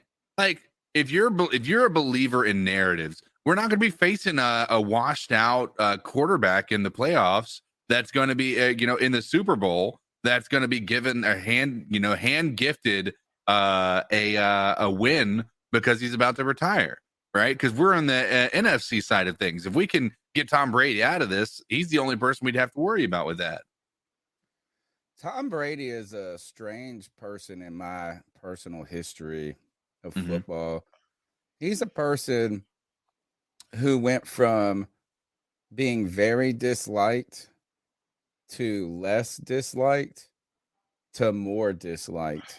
Right. And I don't really see how like that usually happens, but like I really was upset with the Tom Brady and the original, because of our clash in the Super Bowl and how they had success and we fizzled out and some things. But then I started to just ultimately acknowledge Tom Brady as a GOAT. You know what I'm saying? Like, it was just like, he just did so much and was winning so much. You couldn't help. I didn't say I didn't like him, but you know what I'm saying? I guess I respected him, but like personally, he's become less less cool in his older years. Like, I just feel like I just now see him for having instead of being cold as ice and going out there and winning games, I just see him having temper tantrums. Like him being spoiled. So that's the thing that I think that is very unappealing about his behavior. It's like he's losing. His losing has been like, it's felt very much like finger pointing. Like when he throws the bad pass, he's looking at his players and it's almost this sense of like, this is your fault. Like, even though I just threw a horrible pass. Yeah. Disappointed dad who doesn't know what's going on. It's similar to Aaron Rodgers this year, too. Like, Aaron Rodgers has been the same way. He'll overthrow his receiver by like 5 yards, and he'll sit there and say, like, he'll be like, what the?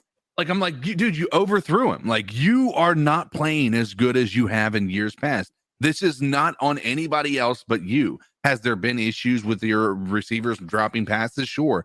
But at the same time, you have been bad as a quarterback. Tom Brady, the same place. I think that these guys have gotten so used to greatness and them, the media and fans and everybody just sucking them off that they're just like, they're all of a sudden being criticized because they're not playing well. Now they're on the opposite end of this thing. They don't know how to react or how to respond. And in the past, when things haven't gone their way, it's because somebody else. 9 times out of 10, it was because of somebody else. Now it's on them. They're the ones that are the problem, and it's something that's really hard for them to swallow that. All right, next call. Hey guys, it's the girl that makes them howl, aka Joey the Blind Panther again. And I got something to say about. I was just thinking about, we keep saying all these things about, the quarterbacks are doing so good. Like we say great things about PJ, great things about Sam Darnold, great things about everybody but Baker Mayfield, basically. And I was thinking that, I wonder if it's like Steve Wilkes himself, Ben McAdoo being able to do what he wants to do and like his offense really being able to come to fruition, or a combination of both. Because, dude, it's been amazing. And everybody says, Ben McAdoo's offense is like really good for quarterbacks and blah, blah, blah. Like, and then we haven't been seeing it. And like, he's still been drawing some criticism, which I'm not going to say is unfair because, I'm just not. But I think even the coaches, even the assistant coaches are getting better under Steve Wilkes. It was just something interesting that I thought of when I had, ended up drinking a Voodoo IPA that, like, holy shit, dude. It's the IPA of all IPAs. Anyway, guys.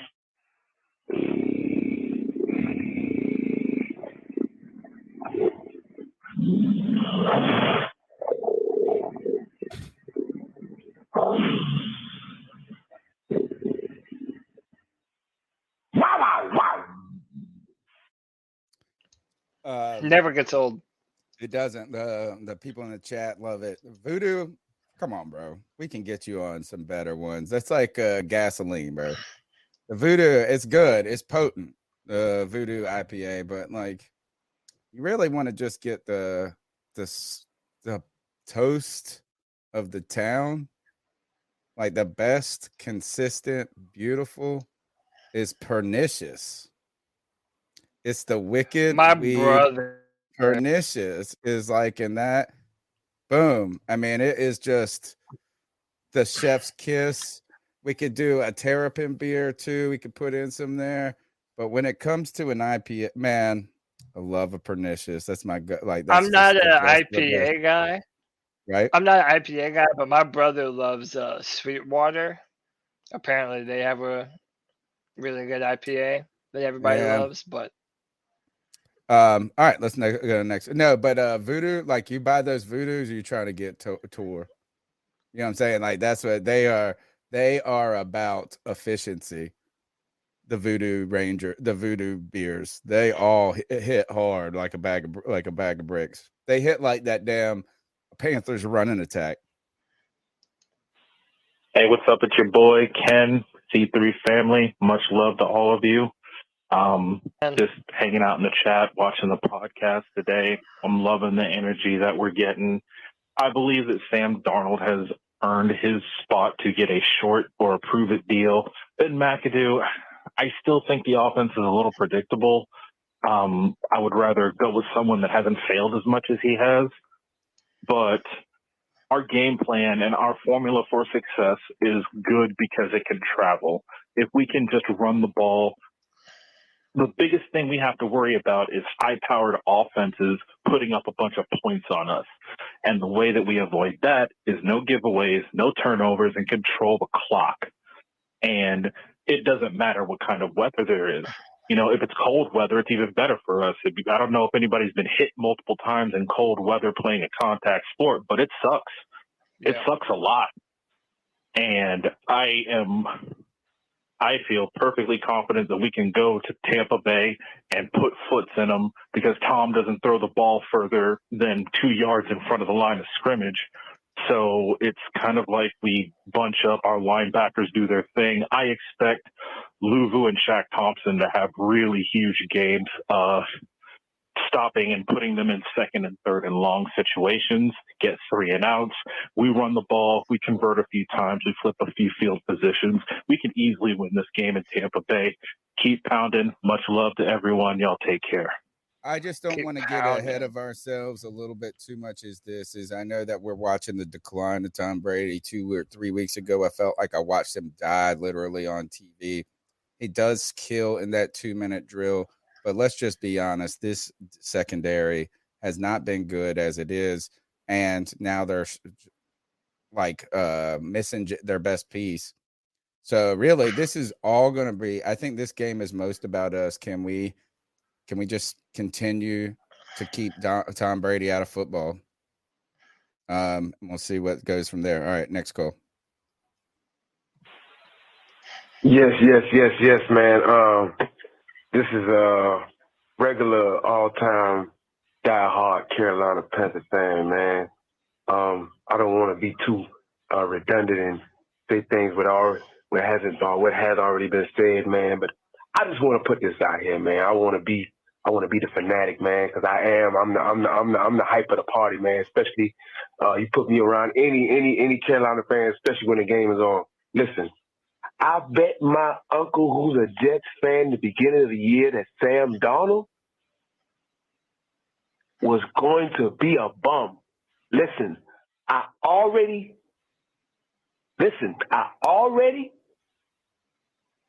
lost my money, and listen, I'm glad that I lost that bet.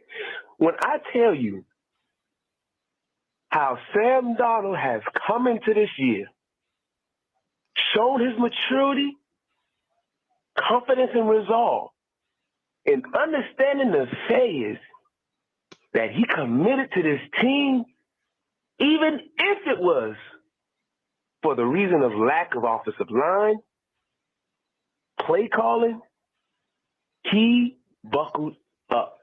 4 games. Listen, I've watched Sam from the Jets, USC, and to us last year. Sam has had good runs, don't get me wrong. He has done good jobs in the Jets. winning like 4 or 5 games out of 6 or 7. But he has never played no mistake football like he has right now. And the way he is doing it, given when we played the Steelers, Sam had to depend on his own game to keep us in the game. It was not a game management. It was not him just not to fuck up. Sam was trying to win the game. If only our offensive line would have held up just a little bit better. Because I remember in 2 series, T.J. Watt, Cameron Hayward, they came in that offensive line and they disrupted what Sam was about to brew up. If that offensive line would have played just 10% better, I'm telling you, Sam could have tied the game at least with that 7 because we were down 7, 16-24. This is all I'm saying, man. Once I see Sam have a bad game, like we understand what he's been showing us, and we've seen him at one of his worst on our team. But once I see Sam have a bad game, and I'm talking about in these next runs, and it's manageable. You see what I'm saying? Like, is his worst manageable now? Because I'm feeling like Sam has matured his game. He has grown confidence. He just understands it better. It's slowing down. He's putting it together. Oh, is that the end of it? Yeah, it got cut off. Oh, that was a great call, man. No, that was a great call. I mean, everything that Sam has been doing has been a marked improvement over what he was doing last year, taking care of the football. We all remember how much we didn't trust Sam going into this season because of how much he turned over the football. I used to say that Sam Darnold was throwing the football to your guardian angel. Like he was throwing it way too high. But now he's taking care of the football. He's and I even said before the Detroit game that there are going to be moments when I think we're going to need to throw the football with Sam. Like we're going to need to push the ball downfield. You're gonna have to. Yeah, and we're gonna have to. We're gonna have to. That last week, every week. We have to depend on Sam's arm, and I think that so far he's given us enough reason to trust him doing so. I think the most important part about it, though, is that we didn't ask for that trust too early. We put some deposits in the bank first before we cash in the Sam Darnold check. And what I mean by that is that we didn't come in here on his first game and ask him to throw 300 yards.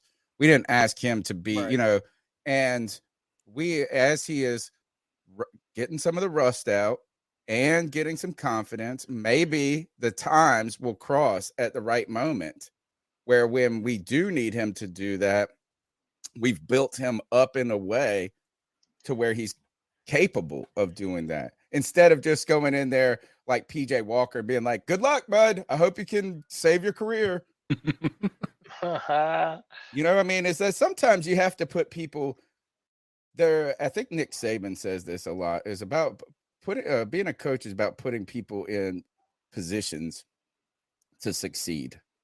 Is giving them the tools, the resources, the opportunity to go succeed and not putting them in untenable situations. Isn't that so much the problem with some of these first round draft picks, is that they're put into such an untenable situation? You break the toy. You give somebody that barely knows how to drive a Ferrari and you ask them not to ruin, you're like, oh, well, we didn't crash. You're right. But you ruined the fucking transmission. Yeah. That's how these quarterbacks bust. They go to teams that are not prepared to build around them the right way with offensive line and the proper amount of weapons, and it doesn't go well. All right, let's get to these. That happens. Let's do these last 4 calls. Good Lord. We had a no post-game show. What's going on, CP3? This is Cubic Cash, man. I called one time earlier, but I love the show, man. Long time listening. You guys do an awesome job. Thank you very much. I just had a couple of thoughts, man. A lot of people been, a lot of other podcasts has been critical of Steve Wilkes, but I personally think he's done everything he needs to do to win the job. He changed, he returned the culture. He basically took a dying team and transformed him, gave him life, gave him hope. Even with the shuffling of the quarterback situation, he did a wonderful job with that. Trying to give everybody an equal chance to prove themselves, and the better person won. So I think he did what he needed to do. People talk about that Pittsburgh game, but I just honestly think Pittsburgh just was better coached, and they was more physical. And Carolina just came out lackluster. But I think they learned their lesson. So, and I think that if Sam Darnold is the man going forward into next year, I think that'll be cool for him to be a bridge, and we pick up somebody like Richardson and have him learn up under Sam's tutelage. But I think this game coming up is going to be the test for Sam with that team, and I think if he can carry us in the playoffs, he definitely needs to be the quarterback going forward next year. And I think that Steve Wilkes and him would be a good fit going forward for the team morale. I just want to know y'all thoughts, man, and keep up the good work, guys. Keep pounding. Thank you so much for your support, man. We appreciate your time, man, and thank you for calling in. A lot of good points there. I said earlier in the show, is it bizarre? What a crazy world we live in, where we're having a realistic conversation about should we think about keeping Sam in the building before he hits free agency. Like, you know what I'm saying? Like, you have that period where a team gets before free agency opens, where they get to deal with their in-house free agents, their in-house restricted free agents. And is Sam Darnold part of that process? Really, what I want to ask you guys, and we'll have a lot more time to talk about this as the weeks go on, if he does continue to succeed, how do you pitch it to Sam Darnold? Right? Is like because you're kind of having to put him. You're going to say this is we're going to be looking for a quarterback in the draft. Right. It might not be in the first. It could be in the second. Like, how do you pitch the Carolina opportunity to Sam Darnold moving forward as a bridge, as a 2-year, 1 year, whatever you think it? What's the pitch? The pitch is you have an opportunity to come in here and earn the right to be a starting quarterback or a franchise guy again. You proved over a shorter period of time that you could carry a team and you could manage or be a game manager. Now we need to see you take the next step. And we're willing to go, take another year and see how you perform.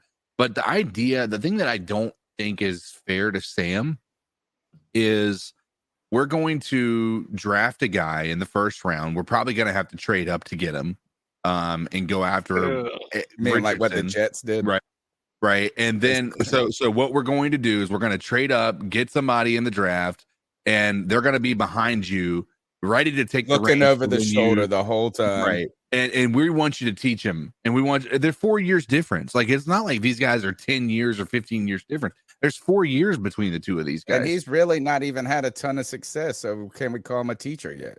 Right. And so I don't know that that's even fair to Sam to say that. Now, is it fair to Sam to say, we're going to let you start next year and Matt Corral is going to be your backup and Matt Corral continues to learn? I think that's a fair thing to do, because you're not sitting there expending resources on a quarterback that may not even work out. My hesitation with we have two guys on the roster. We have Sam Darnold, who shows a lot of promise this year, and we have a lot of potential in Matt Corral, right?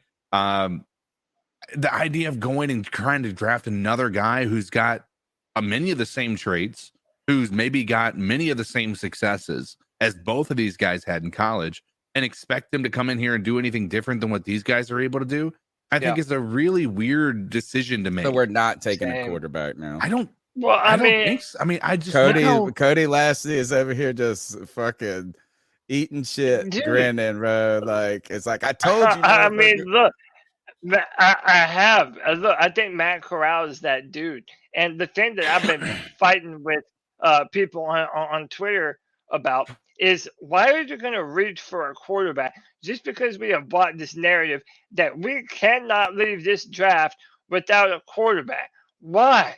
Why does everyone think that? If Sam Darnold does end up playing well throughout the end of the season, and you have Matt Corral next year, I don't think that the quarterback is as big of a need as you might think.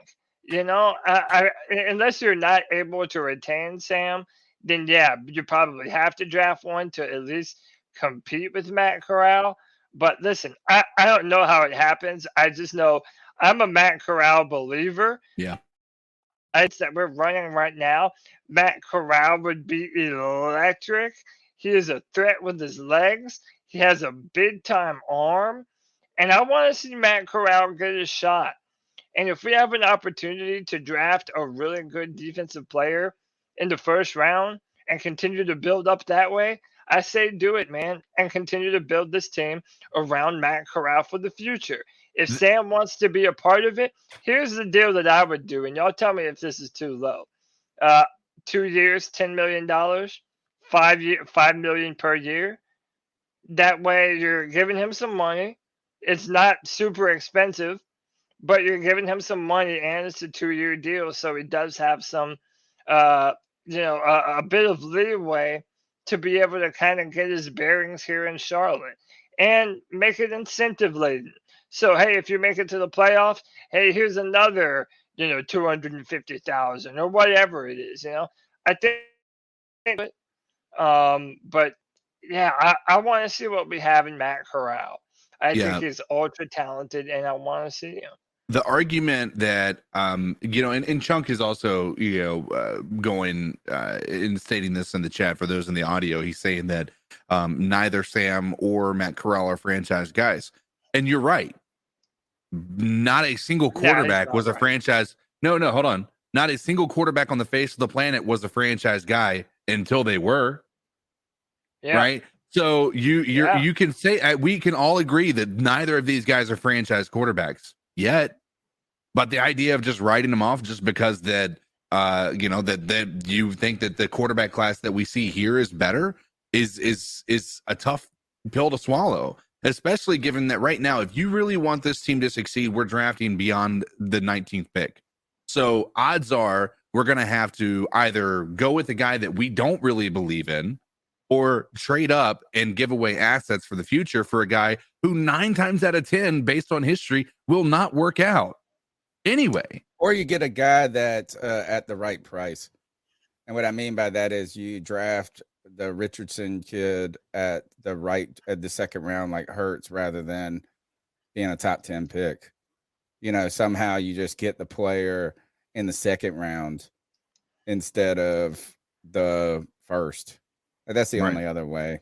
Let's go to the next call. JD, I'm only going to play one of these, man. There's 3-minute call. I can't play 2 of them back to back. Yo, what's good, C3? Hey, I'm just calling in to give my 2 cents about the CMC topic that was broached about how would the offense look with CMC and Foreman.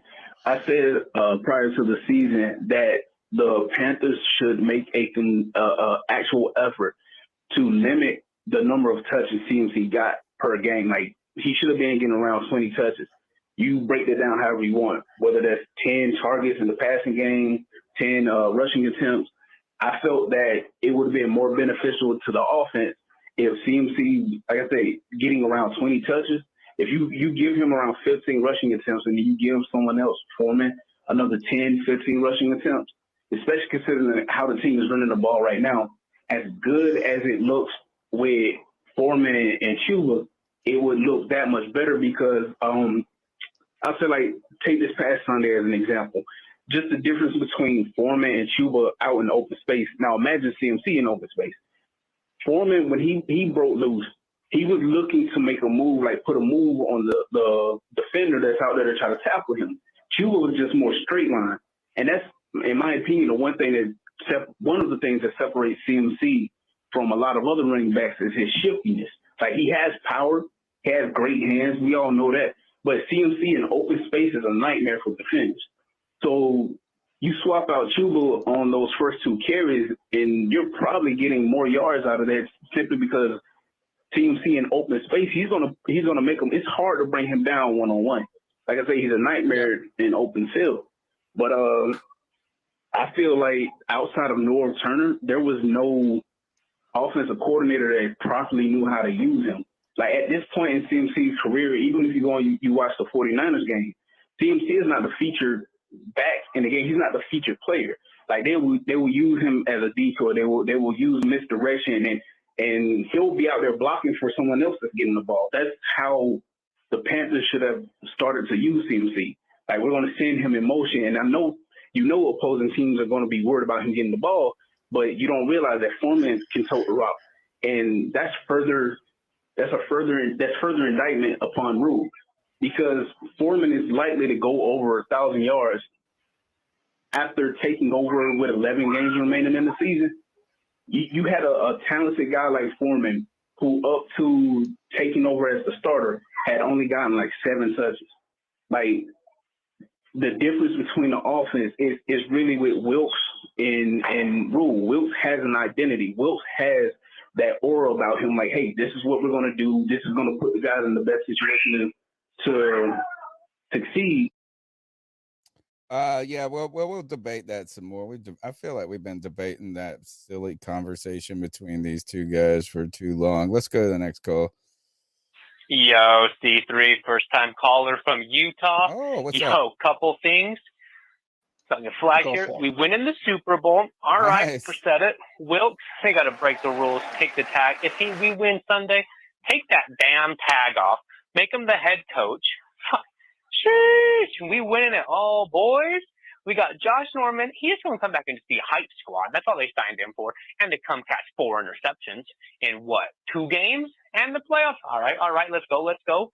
And don't even let me forget about this. We own Tom Brady. I don't care what anyone says. Cam Newton was undefeated against Tom Brady. And that wasn't just Cam Newton. That was the system. And we've got our system. We got our DNA back. We got that punch in the mouth style back. Damn, we've beaten up Tampa. We're not even going to need to do our starters week 18 because we know Tampa's going to lose again because we're going to make them implode. We're going to beat their ass so bad. Boys, I am excited. Last thing, I don't even care about the draft, but we got to get Keithy or Kincaid from the U of U over to Carolina. We got to have Steve Smith work his little magic, but those 2 boys are beasts, and that's the only thing I think we really need. Love you guys. Call back later. Man, thank you so much for being Awesome. part of the Appreciate show. you, bro. Great call, too. Yeah. Energy. He's calling it Super Bowl. I love it. And you know, he's right, man. Fuck it. Like, well, let's own Tom Brady one more time. Man. Let's do something that hasn't been done before and force this guy into a losing season. Like let's break some records, boys. No kidding. Last call of the night. And then NFL news and ice. It's me, C-Dog. I'm just very excited, man, for the football season. We're going to the playoffs. We're going to whoop the Tampa Bay and Saints the next 2 weeks. Steve Wilkes is probably going to be our head coach. All we got to do is bring back Matt Corral healthy next year. And just bring back Sam Darnold, but not give him a whole bunch of money. I will bring him back as a backup. But besides that, man, whenever you come in here, make sure you hit the like button. Make sure you subscribe. The boys always putting out great content every Tuesday, Friday. Then we got the game simulation on Saturday. But shout out to G Baby the GOAT and everything. But I know this is very exciting, man. We brought Josh Norman back. You know, just because, you know, like you said, we're in the dance. You know, it's just exciting that, you know, we have meaningful football again in Charlotte, which we haven't had like since 2015. You know. But I hope everybody had a Merry Christmas and a Happy New Year. Everybody go ahead and get ready for this game Sunday. I'm so excited. see what we're gonna do. I hope we retire Tom Brady ass this Sunday. Hope Brian Burns get like 2 sacks. Hope Josh Norman gets an interception. That'd be awesome. I hope we keep this pounding this fucking rock down the fucking throats of the defense that we play. I need if the offensive line come out and play like it played last week. We just played bully ball and was just moving motherfuckers around all fucking game. We have a shot to go a long way in the playoffs. But anyways, man, so I made that short and sweet. Whenever you come in here, make sure you hit the like button. Make sure you subscribe. Okay? And keep pounding. Everybody have a great night. See Dog 1983 out. There have been 11 points scored in the last 6 minutes of this basketball game. How does that even fucking happen? Like, what are they doing? What are they doing in this last 5 minutes of this game? Like, that's a fucking monster amount of time. It's 105 to 101, and I need just like 1 or 2 points from a couple of guys to help me on these prize picks. And these mugs are out there just taking naps. All right. Those are the cat calls. We appreciate it. Hey, if you guys notice some of the people in the chat, they have these cool green tags and they have the ability to put out special emojis. You can help support the C3 Panthers podcast by subscribing, liking, as my daughter says, let the likes rain down. Let the likes rain. Right? Hit us up. Help us crush that YouTube algorithm, as Cody always says. Boop it, as this one guy says. That thumbs up, and help us continue our quest for 5,000 and subscribers on YouTube. But remember, you can be a C3 super fan for $1.99 a month. You can help support the podcast that helps us grow and build the show technologically and our reach and some different things. Maybe you even get like a cool blue Twitter tag one day or something like that if we get enough. I would love to hit 100 C3 super fans. We're kind of rocking around that 75, 77, goes up and down around that number. So consider that as a way to support the show. But the best way to do it is to call in, be a part of the community. And that's not only on Tuesday, but on Friday, on Sundays after the post game, and all throughout the off season as we do draft coverage and whatever breaking news, free agency, the training camp. We got a lot of cool content coming in. Let's do, because I want this to continue to be the longest running Panthers podcast, just a couple of news and notes. If you guys have any comments, the Broncos have fired head coach or former head coach Nathaniel Hackett after a disastrous start to the Broncos season, bringing in Russell Wilson, trading the farm for him, and it just has been terrible. Nathaniel Hackett has had one of the shortest tenured careers in the NFL at only 15 games. And now there's storylines out there like, can Russell Wilson be fixed? You guys, the Broncos, bro, they put a lot of money up for these guys. The best thing I saw about this Hackett is that they were trying to lure Aaron Rodgers, and then they had to pivot when they couldn't get him because this was his quarterback coach. Yeah. And this has just been a mess, man. The Broncos are so bad. They're just fucking putrid, man. I don't even know how you can be as bad as they are. Yeah, I mean, look, I don't know what else to say about it because Russell Wilson is so dog shit, bro. Dude, he's so bad. I just, I don't know if it was on Hackett or if it was on Russell Wilson. I'm more apt to say Russell Wilson. I mean, if you're not hitting the open receivers that are there, you're the one leaving points on the field, kind of like what we said with Ben McAdoo. I don't know, man. They have the new richest owners in the NFL with the Walton family, so they're probably going to be in contention for this super squad that Sean Payton is building. I don't know if you guys heard about that, but apparently Sean Payton is, trying to get together Vic Fangio and a bunch of really good coaches to like NFL owners the Broncos might be in the He's doing play his for McCarthy that, so. thing right now. I feel like it's a stupid idea to go with super coaches. I feel like you're getting way too many alphas in there, and they're not gonna. It's just gonna be a shit show. I think that's the same thing with trying to go all star with your team. It rarely works when you get a bunch of A-listers on your team as a squad. But yeah, that's I don't know. I'm not buying into the Sean Payton hype. Speaking of the Broncos stinking, one of the things that they stunt, man, is Baker Mayfield and the Rams just fucking curb stomp these guys.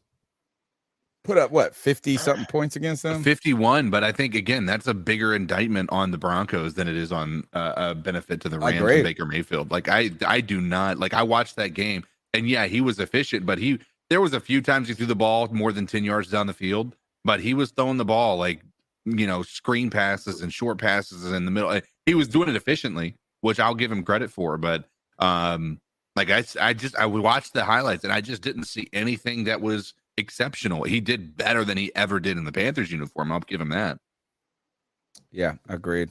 And you know what? I don't wish ill will on anybody. Yeah, Baker has caused 2 coaches to get fired, by the way. Yeah, no kidding. Maybe more, to be honest. JJ Watt, excuse me, announced he'll be retiring after this season. Talk about a mess of a situation with the Arizona Cardinals that he's out there. Very impressive career for JJ Watt, 3-time NFL Defensive Player of the Year. That's incredible. 5-time All-Pro, 2-time second-team All-Pro, 5-time Pro Bowler. Member of the 2010s All-Decade Team and Walter Payton Man of the Year Award. JJ Watt, man, how many years? 12, I think they said. So, congratulations to him. Sucks that the Cardinals stink so bad and they're probably going to be firing their coach and everything. Dude, he looked like he was 23 years old watching him against. Balling out. Yeah, dude, that's crazy, man. He looks like he was playing damn good football. I guess that's what you want to do, though. Take one step, get out a little bit too early than a little bit too late. Shout out to JJ, man. Hall of Famer. Yeah, no doubt. First ballot. And piece of shit, Mac Jones. Yeah, what a piece of trash. Yeah. You guys saw the play? Yes. Interception there, or whatever. Was it the interception? Was it I think it was a fumble because he didn't have any interceptions this game.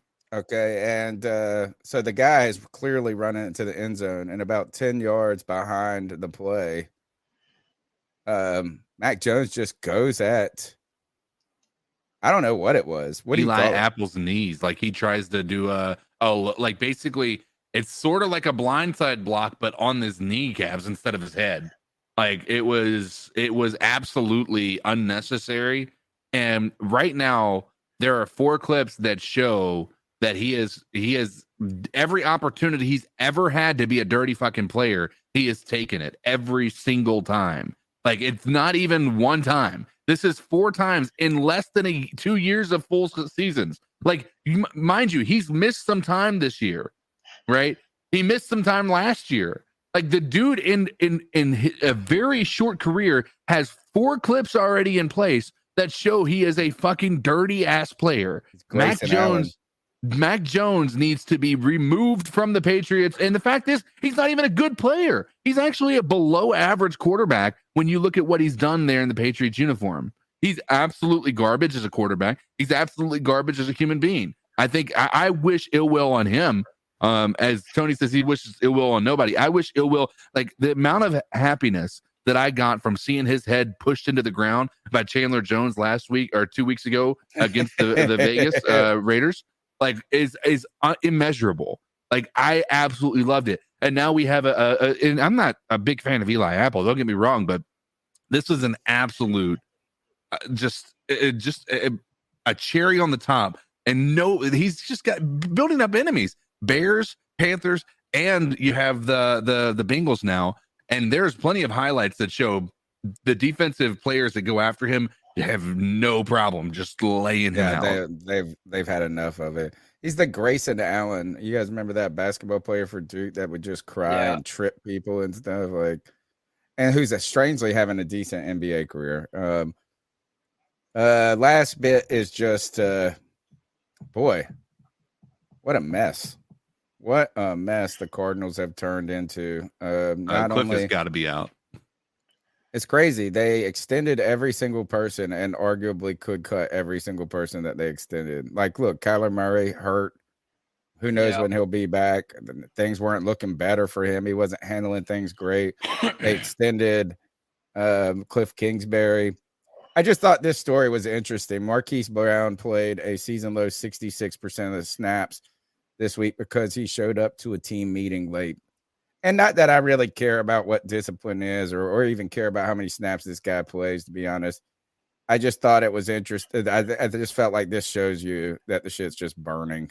Can you talk about how hysterical it is that Robbie Anderson got traded to the Cardinals thinking he was getting a better situation, and it turned out to be a bigger fucking dumpster fire than the Panthers were at the time? Like, this is absolutely just god awful. Like, it sucks that what happened to Kyler, but if I'm on that team, I'm asking to be traded the moment this year is over. I do not want to be underneath. I don't want to be a part of another rebuild there. I thought we were bad here midway through the season. Like, that's a horrible situation over there. Yeah, I agree. All right, that's the news, and that's the C3 Panthers podcast. We got one last segment to do, the Ice Up picks, but my name's Tony Dunn. This is the C3 Panthers podcast, and we're the longest running Panthers podcast with 3 hours and 30 minutes right now, rocking and rolling in our 10th season, completing our 10th season this year. These guys, we go every week, and we got a post-game show coming up. We'll bring you as much content as we can during this holiday season going forward. I want to wish everybody a happy new year. Cody Lack, take us into these Ice Up picks.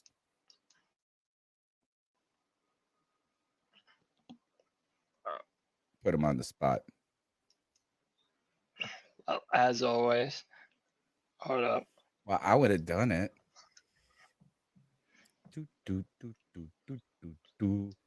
Oh, man. My prize picks did win. I won $4 on a $10 bet. It's not working, dude. What do you mean it's not See working? if it'll work on your end. I just clicked it and it's not working. You clicked it. I might need to come out and come back in. Are they in order? It's no, there it is.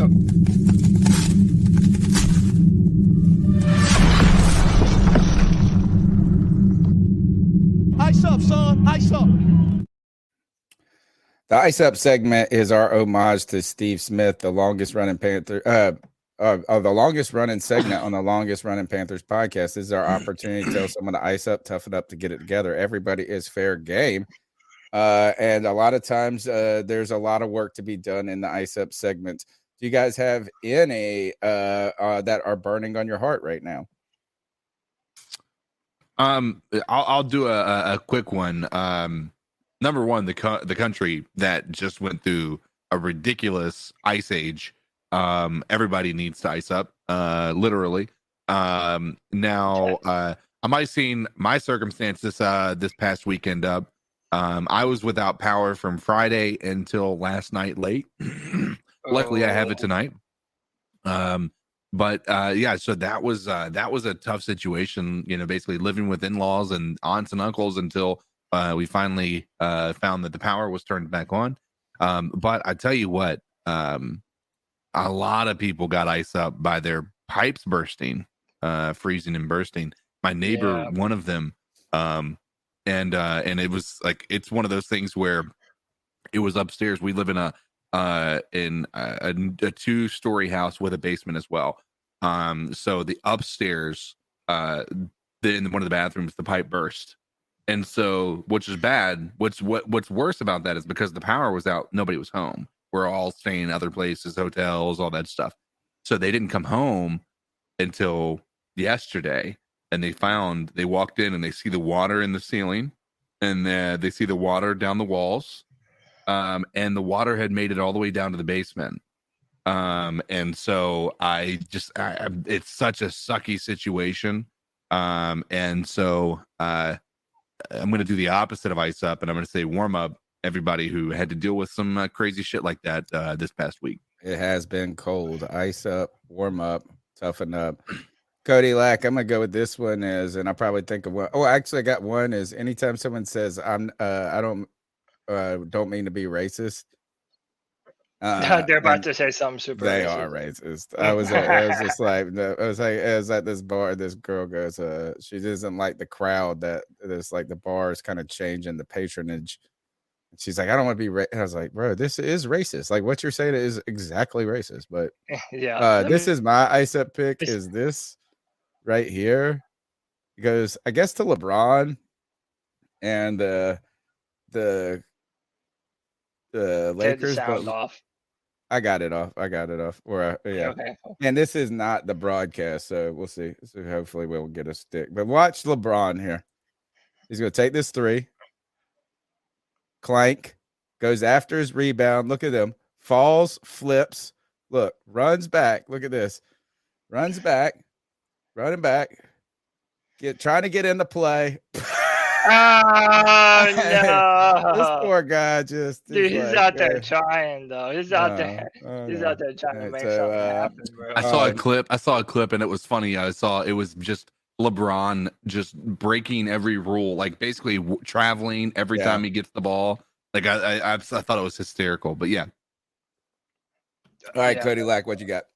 No, I don't have a great one like I normally, try and bring a funny video. I'm gonna go very, very simple. I'm gonna ice up everybody that doubted us, be them Panther fans or not.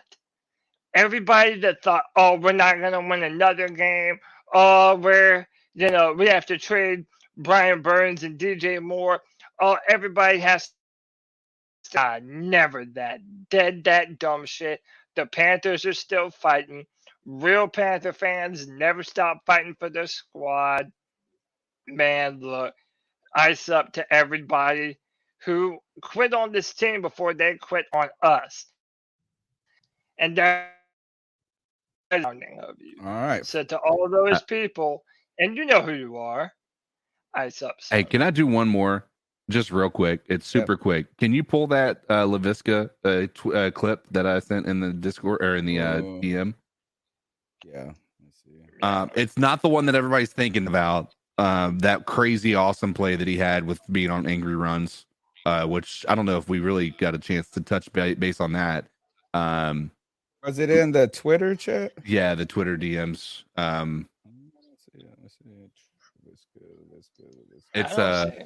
It's a tweet from John Ellis. I don't see it actually. Did you send it as a text message? Oh, in Twitter DMs or group chat. Hold on, I'll pull it back up here. I just looked; it's not there. Me too. Yeah, it's John Ellis. It says Did you put it in the Panthers creator one? Look, LMAO. Look at Visca. Here, well, I'll just pull up. Do you see? It's two tweets above. It's two above Greg saying, "Guys, I may not make it tonight." Okay, let's see. Do you see it? Oh yeah. I see it now. All right. Oh, okay. It doesn't have a. All right, I see. You got it, Cody, or you want me to do it? Yeah, I got it. Did you see this, Tony? Yes. Dude, this is so funny. All right, we gotta get this up, and then watch this come back. Watch LaVisca. He's gonna come from the right side over here to block this boy, and he just about levels him, and he just stands there and stares him down. Watch him. Number 15 on the right. He's running across the line, just pounds him. He just stands there. He just stands there, and he just stares him down. Yeah. It's absolutely hysterical. All right, pull that before we get demonetized. Ice up. Oh my god. Is all 22? Do we figure out if that's demonetized or not? Like, is that a monetization thing? YouTube's just funny with a lot of crap. Okay, gotcha. It's just the ads. It's just the ads, so it's not really a big deal. But yeah, that's just, I want to say to that defender, I don't even know who it was. Didn't even matter. LaVisca just basically leveled the dude. Luckily, he kept his balance, but Laviska just stood there. Everybody's running to get to the ball, and he's just the staring coaches him are gonna down. call him out though. Oh yeah, but from an entertainment perspective, that is exactly the attitude I want him to have. Fantastic stuff. My name's Tony Dunn. It's the C3 Panthers podcast brought to you by CarolinaCatChronicles.com, where every Tuesday night at 9 p.m. we chop up the latest Panthers news and opinions from the fan perspective. I do it with my homeboys. Cody Lashley's my wheelman. Tell them how they can get after you. Yeah, find me on Twitter at CodyLac, CodyLac. And yes, people in the chat room were asking if there is going to be a Friday free-for-all. There absolutely will be, but I'm going to give y'all a warning. I'm going to be halfway checked out, at least once it gets to be 8 o'clock, because my Clemson Tigers are playing their last game of the season. So it might be me just hooting and hollering and cussing at my Clemson Tigers. Pickle will probably be in there, I'm sure, too. We're playing his Tennessee Volunteers. But every Friday at 7 p.m., you have an opportunity to be a part of your podcast, man. If you want to come on the show, let your about these Carolina Panthers, this team we love.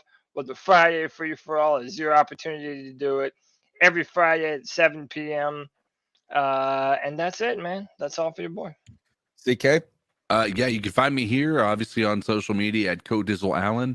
Now the Madden Sim we've been pretty consistent with. We didn't get it done last week. I didn't have power, as I just mentioned. Yep.